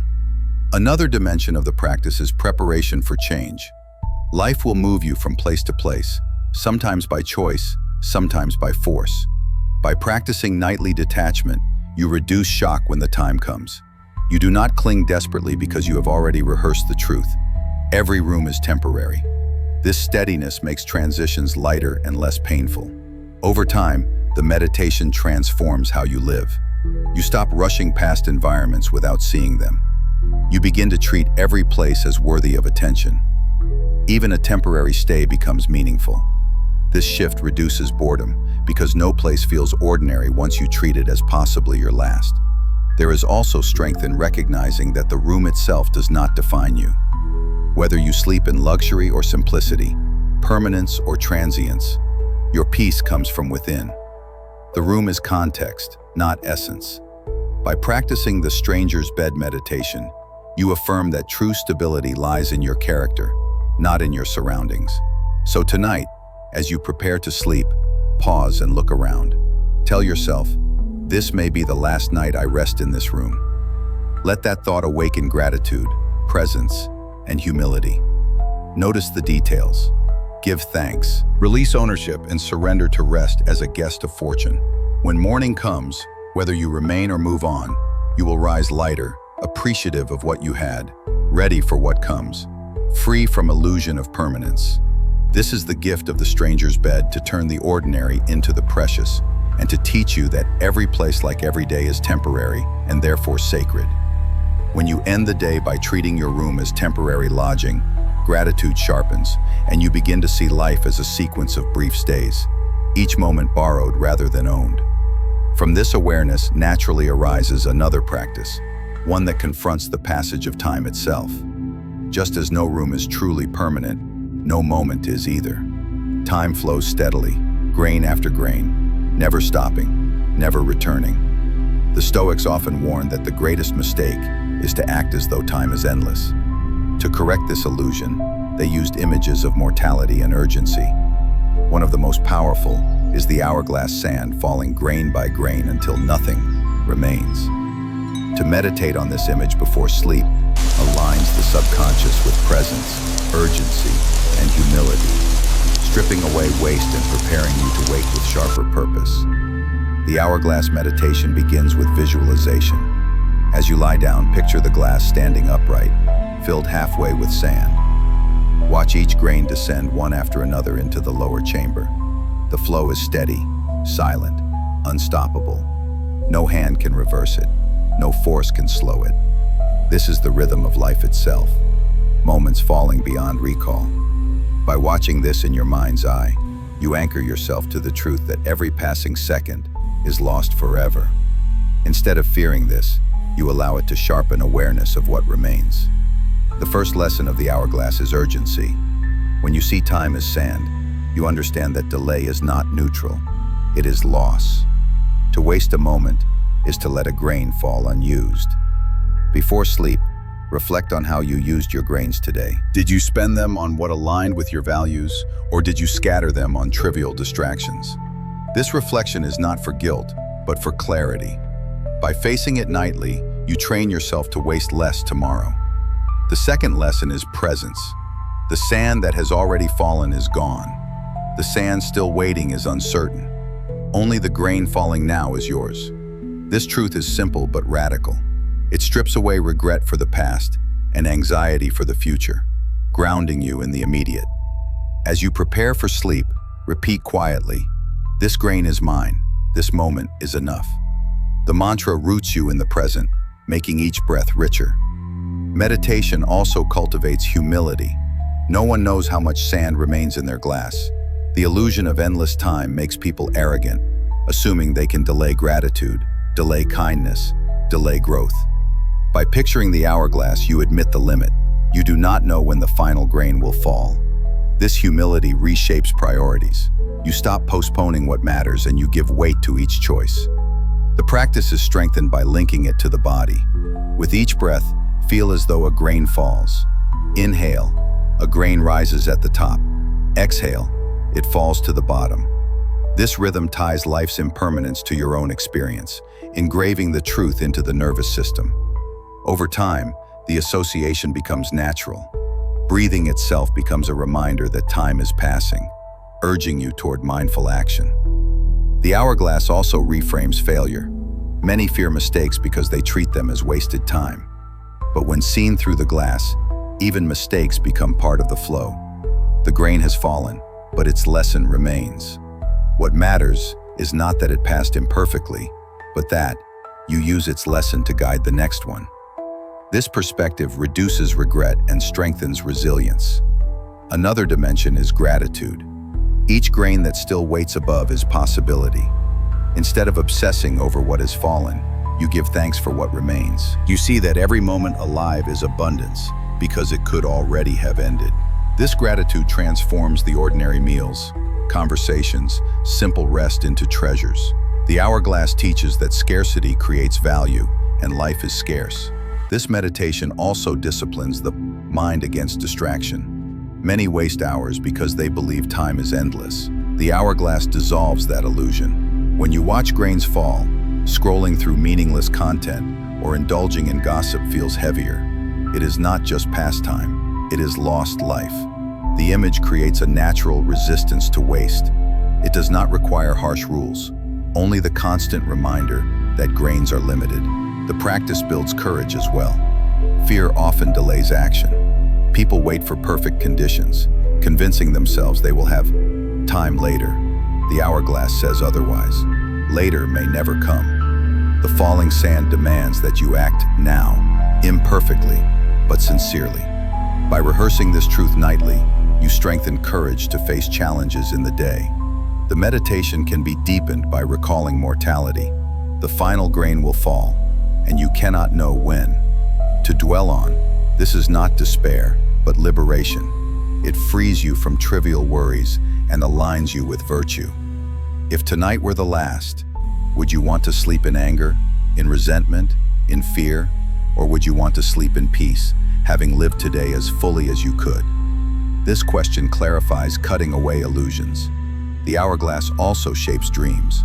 When carried into sleep, the image plants urgency in the subconscious. Dreams may echo with themes of time, with reminders to act, to forgive, to focus. Even without lucidity, the subconscious absorbs the lesson, preparing you to wake more aligned with purpose. To make the practice practical, end each night with 3 reflections. What grains did I use well today? What grains did I waste? And how will I use the grains of tomorrow? Keep the answers simple, honest, and brief. This ritual prevents self-deception and turns the hourglass into daily training. Over weeks and months, the effect compounds. You notice procrastination weakening, gratitude strengthening, and presence deepening. You live with urgency, but not with panic, because urgency is balanced with calm acceptance. The glass will empty regardless, but you can choose how to meet each grain. So tonight, as you prepare for rest, let the hourglass stand in your mind. Watch the sand fall grain by grain. Remind yourself that each moment is unique, unrepeatable, precious. Release regret for what has already fallen. Release anxiety for what remains above. Focus on the grain descending now, and let that awareness carry you into sleep. In the morning, rise with the memory of falling sand, ready to spend your day with purpose, gratitude, and courage, knowing that time waits for no one. When you close your eyes at night with the image of the hourglass in mind, the steady flow of sand teaches you to live with urgency and presence. Yet once you grasp that every grain is fleeting, another question emerges. What about the grains you never chose? The events that arrived without your consent? The turns of fate that shaped your day regardless of your effort? Most people meet these with frustration, calling them unfair or unfortunate. But the Stoics saw them differently. They taught that gratitude must extend not only to what goes well, but also to what lies beyond control. For it is precisely the uncontrollable that sculpts the path of growth. To end the day with such gratitude is to train the heart to work with fate instead of fighting it. To see necessity not as an enemy, but as an ally. This practice begins by identifying the parts of your day that you did not design. Perhaps the weather shifted, delaying plans. Perhaps traffic slowed you.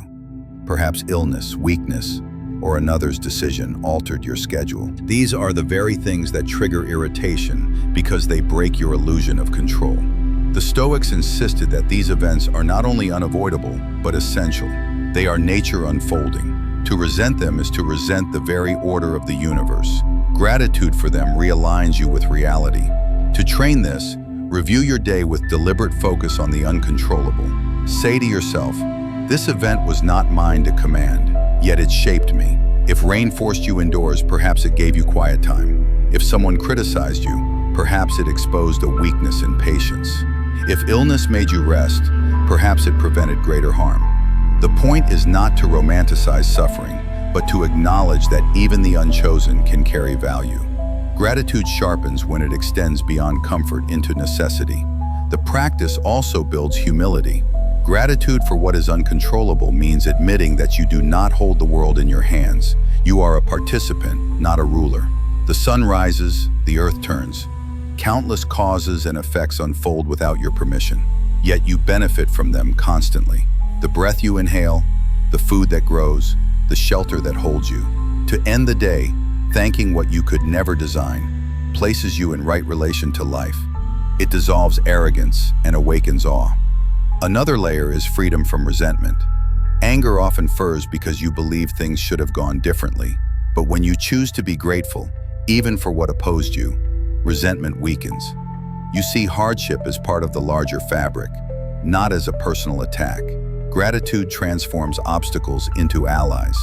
This shift does not erase difficulty, but it prevents bitterness from consuming you. The exercise can be paired with silence. As you lie in bed, name the uncontrollable elements of your day: weather, chance, encounters, delays, outcomes of effort. After naming each, pause and say, "Thank you," not because they were easy, but because they were real. The pause deepens sincerity, preventing the words from becoming ritual. Over time, the heart learns to respond with thanks, automatically, even before frustration takes hold. This practice reshapes perception of fortune. Most people divide events into good and bad based on preference. But when you learn to thank the uncontrollable, the division softens. Events become material rather than verdicts. They are raw clay, and your character is the sculptor. With gratitude, even adversity becomes useful, because it provides the clay from which patience, courage, and wisdom are formed. There is also strength in extending this gratitude to past hardships. Reflect on difficulties long gone, failures, losses, betrayals. At the time, they felt unbearable, yet now you can see how they shaped your endurance. By thanking them in retrospect, you train yourself to see present hardships with the same clarity. If past pain proved useful, why should present pain be any different? Gratitude builds trust that life, even in its harshness, offers what is needed. The practice connects to mortality as well. You do not control the length of your life, the moment of your birth, or the timing of your death. To resent this is futile. To thank it is wisdom. Each uncontrollable boundary defines your experience. Nightly gratitude for this truth eases fear of death because you begin to see even mortality as part of the gift. Without limits, life would lose urgency. Without an end, moments would lose meaning. Gratitude for mortality makes each day sharper. To deepen the meditation, pair it with breath. Inhale as though receiving what you cannot control, the air, the flow of fate. Exhale with the word, "Thank you." This rhythm engraves gratitude into the body, turning it into instinct. Each cycle becomes a practice in surrender and acceptance. Another benefit is release from envy. Much envy arises from comparing what others received that you did not. Beauty, wealth, opportunity. But when you learn to thank the uncontrollable, envy fades. You accept that fortune distributes differently, yet you can still cultivate virtue with what you have. Gratitude reminds you that your path, though different, is no less valuable. Over time, this nightly ritual changes the way you meet the day. Instead of resisting every disruption, you begin to welcome them. A delay becomes a chance to reflect. A failure becomes a chance to learn. A loss becomes a chance to grow. This does not make suffering pleasant, but it does make it purposeful. Gratitude for the uncontrollable is the alchemy that turns chaos into meaning. So tonight, when you lie in bed, review your day, not for what pleased you, but for what escaped you. Name the events you did not command. Thank them. Let gratitude dissolve resentment and awaken humility. Rest in the truth that life is not yours to direct, but yours to participate in.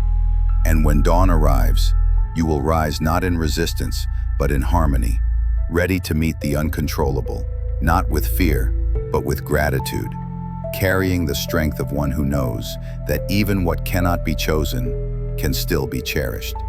Gratitude for the uncontrollable loosens resentment and teaches you to see necessity itself as a gift. But once you begin to thank what you cannot command, the next step is to test how prepared you really are to face loss.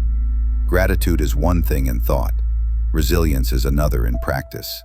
The Stoics trained, not only by reflecting on what might vanish, but by rehearsing it, staging mental drills to prepare the heart for sudden change. One of the most powerful of these is what can be called the fire drill of fate. Before sleep, you pretend that by tomorrow, everything you rely on, your house, your job, your possessions, will be gone. This rehearsal does not create despair, but steels the mind. By walking through loss in thought, you wake less fragile and more resilient, ready to meet reality with calm, if fortune should take what you thought secure. The exercise begins by selecting one anchor of your daily life, perhaps the house that shelters you. As you lie in bed, picture it clearly. The walls, the rooms, the objects inside. Then tell yourself, tomorrow it may be gone. Do not soften the thought. See the emptiness, the loss of shelter, the absence of familiarity. Let the discomfort arise. This is not punishment, it is training. By facing it in imagination, you reduce its power to shock you if it ever arrives. The mind learns that even this could be endured. The meditation deepens when extended to work. Consider the role or position that shapes your identity, the job that provides income, the tasks that give rhythm to your day. Tell yourself, tomorrow it may vanish. Feel the insecurity, the loss of routine, the fear of the unknown. Instead of resisting, let the mind walk through it calmly. What would you do next? How would you adapt? What virtues would remain intact even without title or salary? By rehearsing this, you weaken dependence on external roles and strengthen reliance on inner character. Possessions can also be placed into this drill. Picture your belongings, clothes, devices, comforts, and remind yourself, tomorrow they may be gone. The point is not to despise them, but to detach from them. You see clearly that they are not part of you. They are tools lent for a while. Their loss may inconvenience you, but it cannot rob you of wisdom, courage, or justice. By repeating this truth nightly, you reduce anxiety about theft, disaster, or decay. This practice also reveals hidden attachments. You may think you are indifferent to certain things, but when you imagine their sudden absence, you feel resistance. That resistance shows where attachment remains. The fire drill of fate brings these hidden chains into view, so you can work on loosening them. Instead of ignoring weakness, you expose it, making yourself stronger. The exercise cultivates humility as well. It reminds you that security is never absolute. Many throughout history have lost homes, jobs, and possessions overnight, not by choice, but by circumstance. To assume you are exempt is arrogance. By rehearsing loss, you join the human condition honestly, acknowledging that fortune can turn for anyone. This humility prepares you to face life without the arrogance of invulnerability. Another dimension of the practice is gratitude sharpened by absence. When you pretend that everything will be gone tomorrow, what remains tonight becomes precious. The bed feels more comforting, the roof more protective, the food more nourishing. You do not cling with desperation, but appreciate with sincerity. The drill makes you see what you usually overlook. By imagining loss, you intensify presence. The fire drill also strengthens adaptability. When you rehearse life stripped of its structures, you begin to see new paths. If the job disappears, you consider what skills remain. If the house is gone, you consider how to rebuild. If possessions vanish, you consider how little is truly required.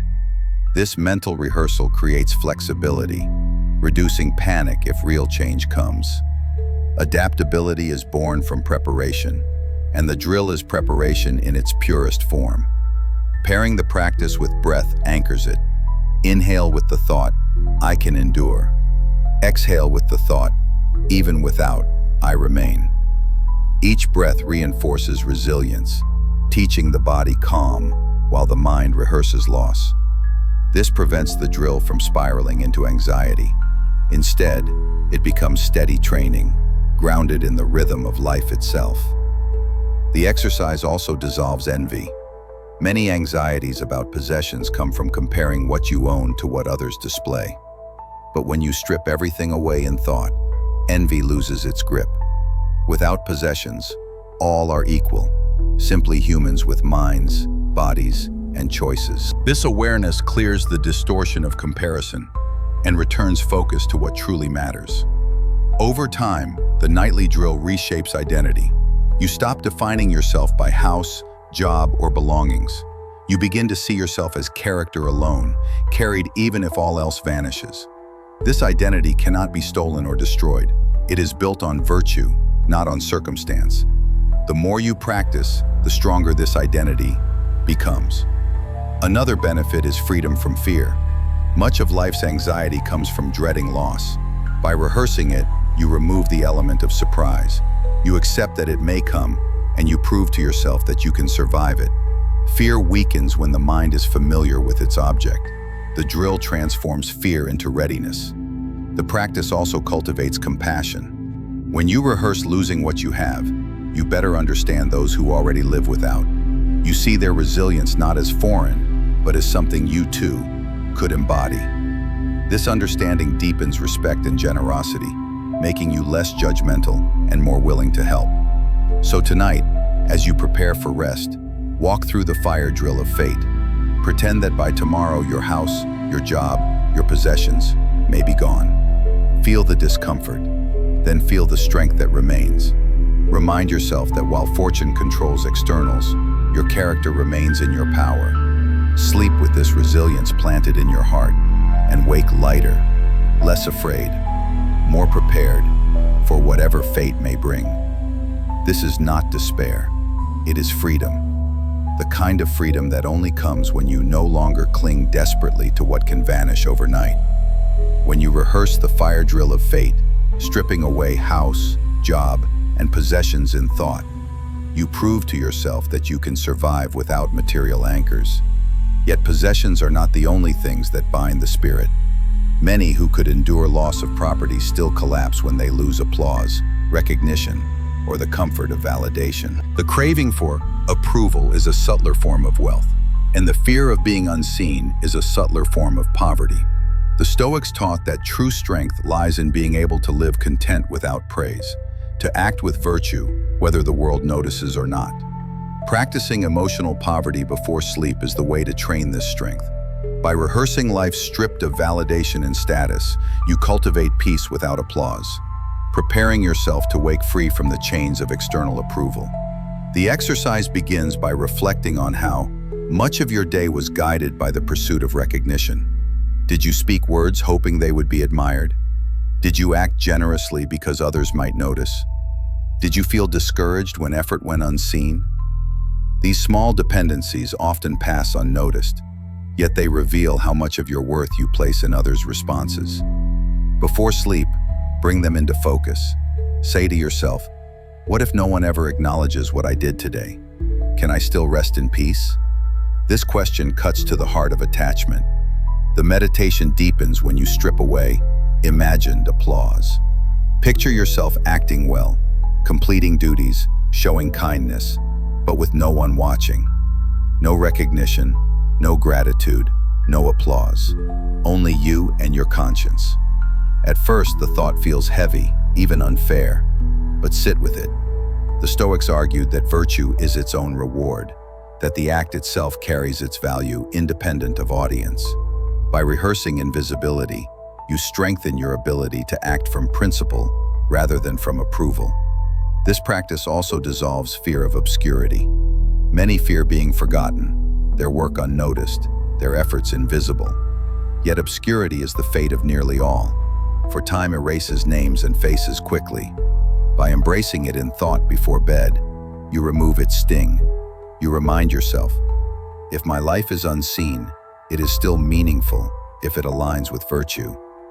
This perspective brings freedom.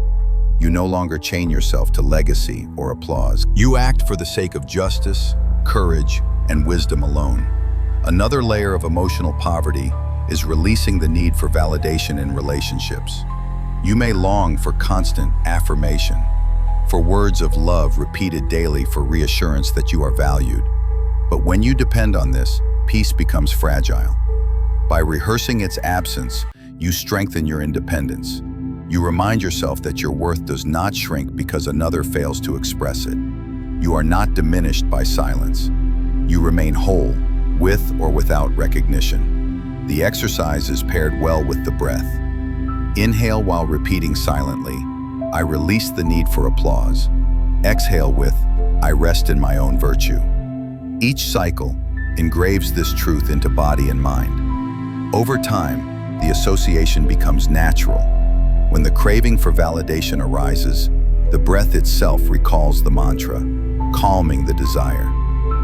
This practice also builds humility. Status often inflates the ego, convincing you that you are greater than others because of titles or achievements. By rehearsing emotional poverty, you imagine yourself stripped of these roles, seen as ordinary, unnoticed, perhaps even dismissed. Humility grows when you accept this without bitterness. You see clearly that status is temporary and fragile, while character remains. There is freedom in this exercise. When you no longer require applause, you become unshakable. Criticism loses power because you are not living for approval. Praise loses danger because you are not addicted to it. You become steady, guided by principle, immune to the volatility of opinion. This freedom is not cold detachment, but warm resilience. It allows you to act more authentically because you are no longer calculating what reaction your actions might earn. The meditation sharpens gratitude as well. When you stop expecting recognition, any gesture of thanks becomes a gift rather than a debt. You no longer demand it. You simply receive it with appreciation when it comes. Gratitude grows because entitlement fades. Practicing emotional poverty before bed also reshapes identity. You learn to define yourself not by titles, awards, or compliments, but by the quiet record of your conscience. Ask yourself each night, did I act with justice today? Did I practice courage? Did I remain disciplined? These are the measures that endure. Titles fade, applause dies, but character remains. The rehearsal of poverty clears away the illusion of worth tied to recognition. The practice can extend into imagining loss of reputation. Picture yourself misunderstood, criticized unfairly, perhaps even mocked. Hold the image without resistance.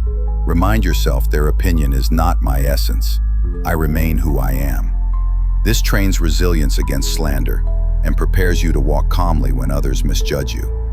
The exercise dissolves fear of misperception, freeing you from the need to control every narrative about yourself. Another benefit is the training of generosity. When you no longer seek validation, you give without calculation. You help because it is right, not because it will be noticed. You forgive because it frees your heart, not because it will make you admired. This purity strengthens virtue and builds trust with yourself. You act because it is good, not because it is seen. Over time, this practice shifts the way you approach ambition. You begin to care less about recognition and more about substance. You may still strive, but for mastery rather than fame. You may still work, but for contribution rather than applause. Ambition becomes grounded in principle rather than vanity, making it steadier and less corrosive. So tonight, when you prepare for rest, rehearse emotional poverty. Picture life without applause, without validation, without recognition. Release the craving for status, the hunger for thanks, the need for admiration. Tell yourself, I am enough without it. My virtue is my peace. Let this truth carry you into sleep and wake lighter, freer, immune to the volatility of praise and blame. In this independence lies true strength, the kind no audience can grant or take away. When you rehearse emotional poverty and detach from applause, you discover a calm independence that no opinion can disturb. Yet even with this freedom, there remains one more realm where the mind often betrays itself, the silent world of dreams. Sleep does not free you from thought. It carries your patterns into the night and strengthens them in the subconscious. If your waking mind is full of fear, envy, or resentment, those seeds grow stronger while you sleep. But if your mind is fed rational, stoic reflections before rest, the subconscious carries them forward, weaving them into dreams, reshaping thought patterns, and preparing you to wake steadier. This is the practice of planting the Stoic dream seed, giving your sleeping mind deliberate material so that even unconscious hours become training grounds for reason. The practice begins with recognition of how powerful the subconscious is. Waking life is only part of the story. Much of the mind's processing happens beyond awareness. The thoughts you dwell on before sleep sink deeper than those of the day. They replay, they take root, they shape mood and perception when morning comes. Most people let this process happen blindly, falling asleep with the noise of distractions, unresolved anger, or endless worry. The result is restless sleep and a mind conditioned toward weakness. The Stoics instead used deliberate reflection, seeding their unconscious with truths aligned with reason and virtue. To begin, select a phrase that embodies Stoic clarity. It must be short, simple, and grounded in principle.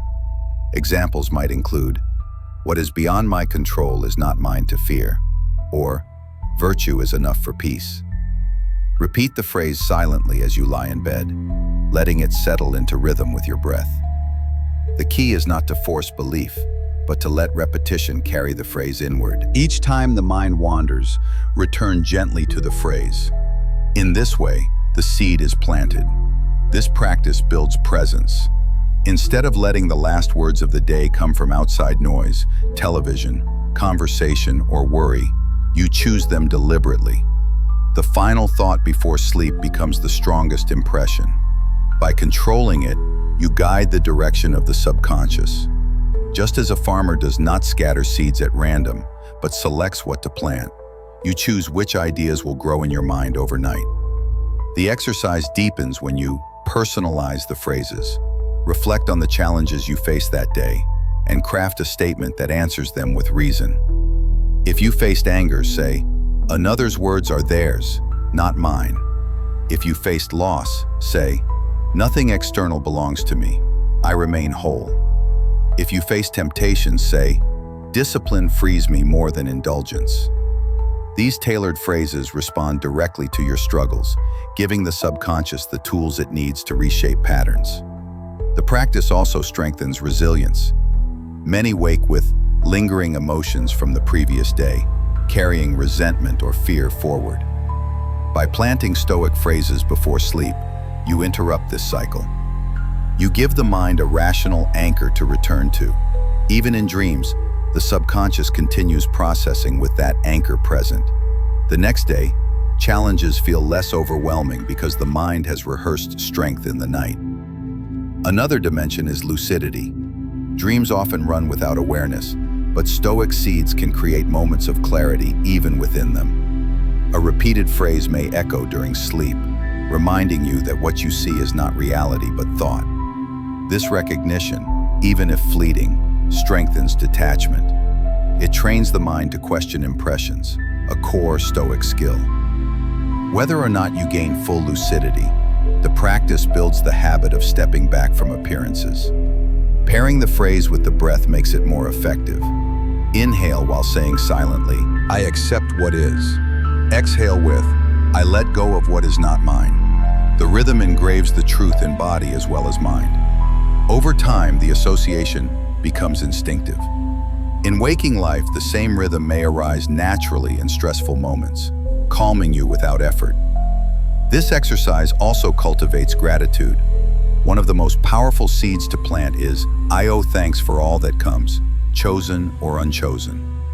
Repeating this phrase before sleep trains the subconscious to meet life with gratitude, not resentment.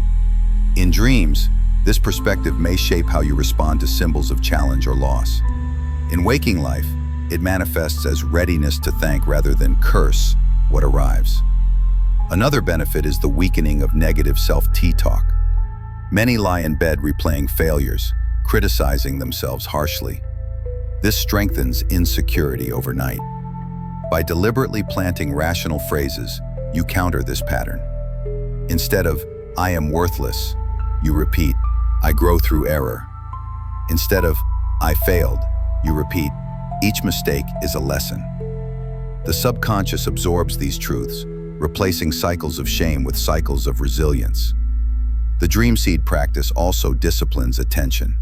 It trains you to notice when the mind drifts and to return to a chosen focus.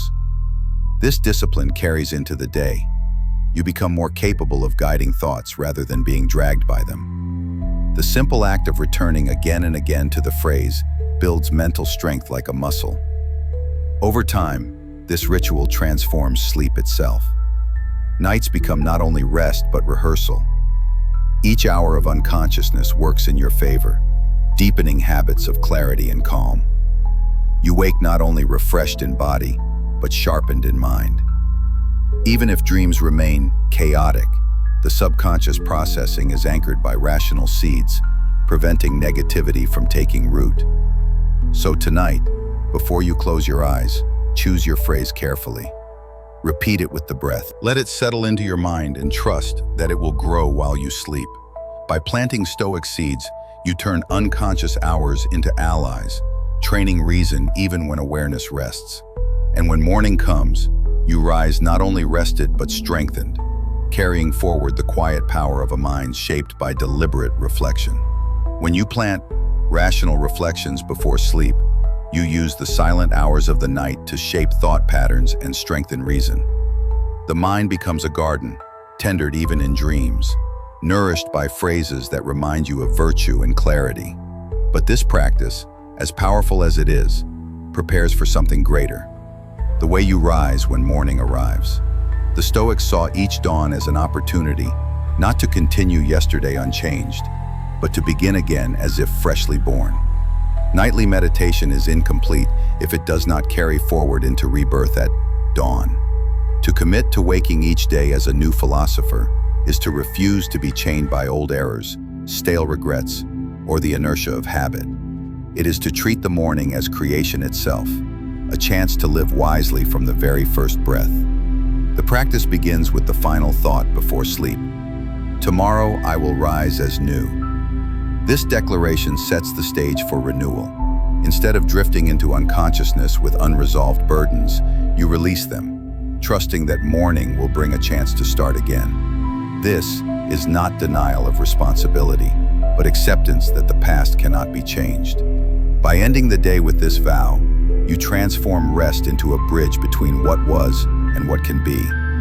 Rebirth at dawn demands humility. Each morning, you admit that yesterday's wisdom is not enough. No matter how disciplined you were, no matter how much progress you made, the work of living well must be renewed.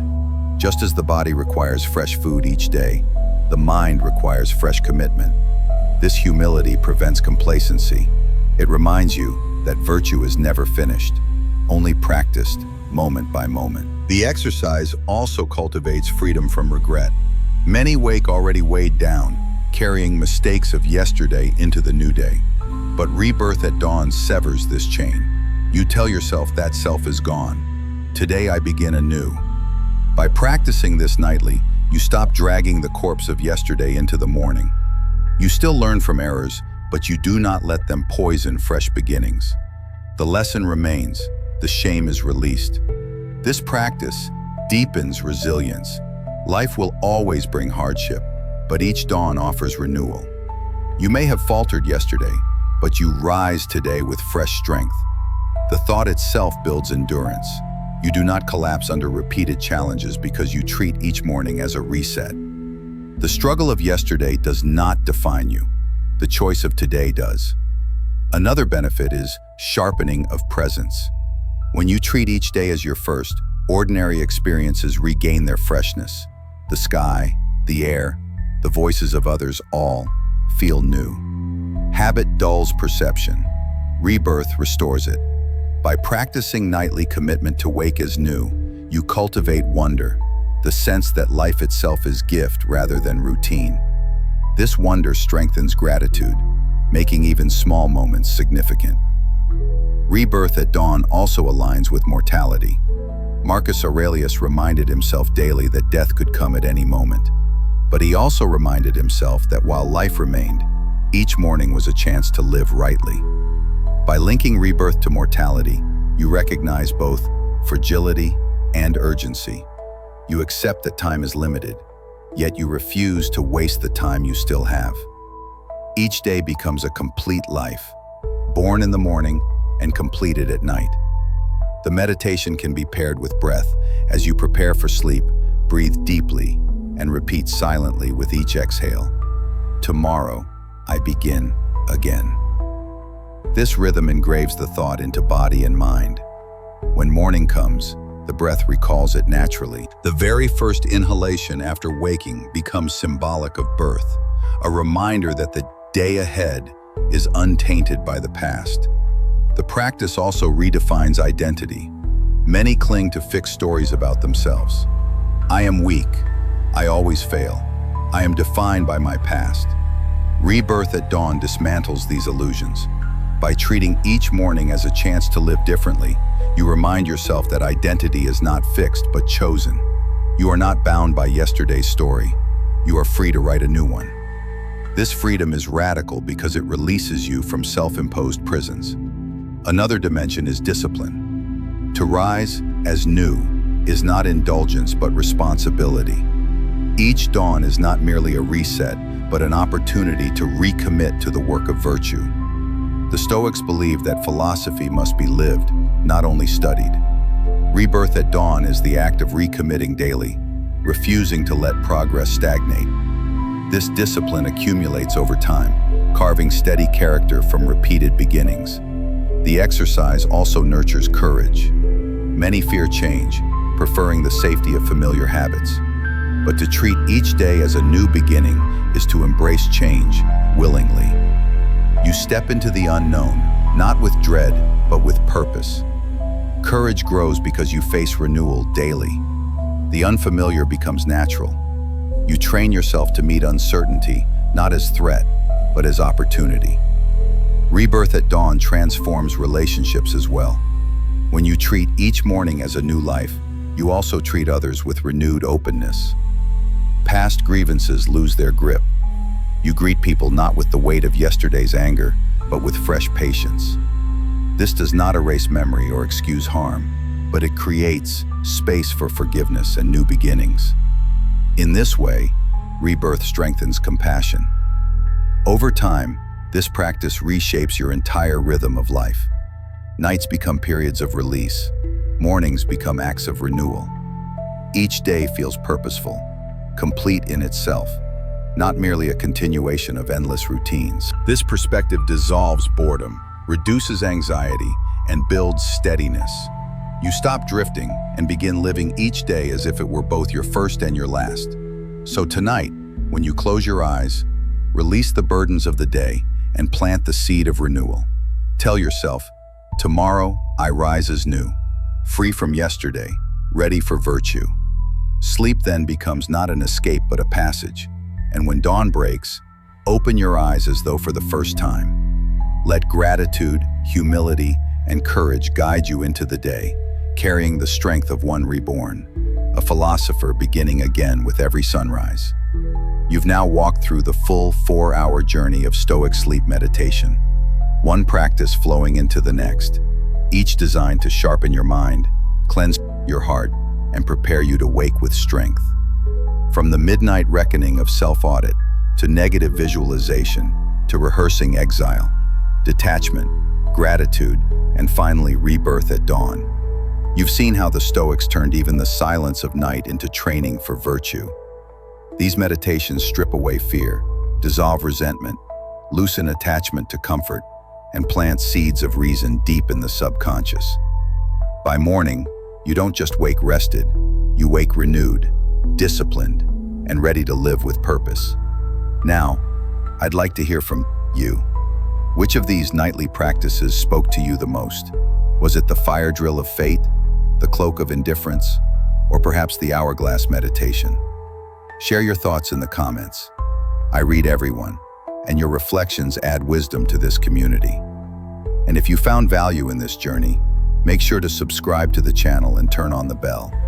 That way, you'll never miss the next step in building the unshakable, clear, and free mind that Stoic practice makes possible. Your transformation begins at night, but it continues every day forward.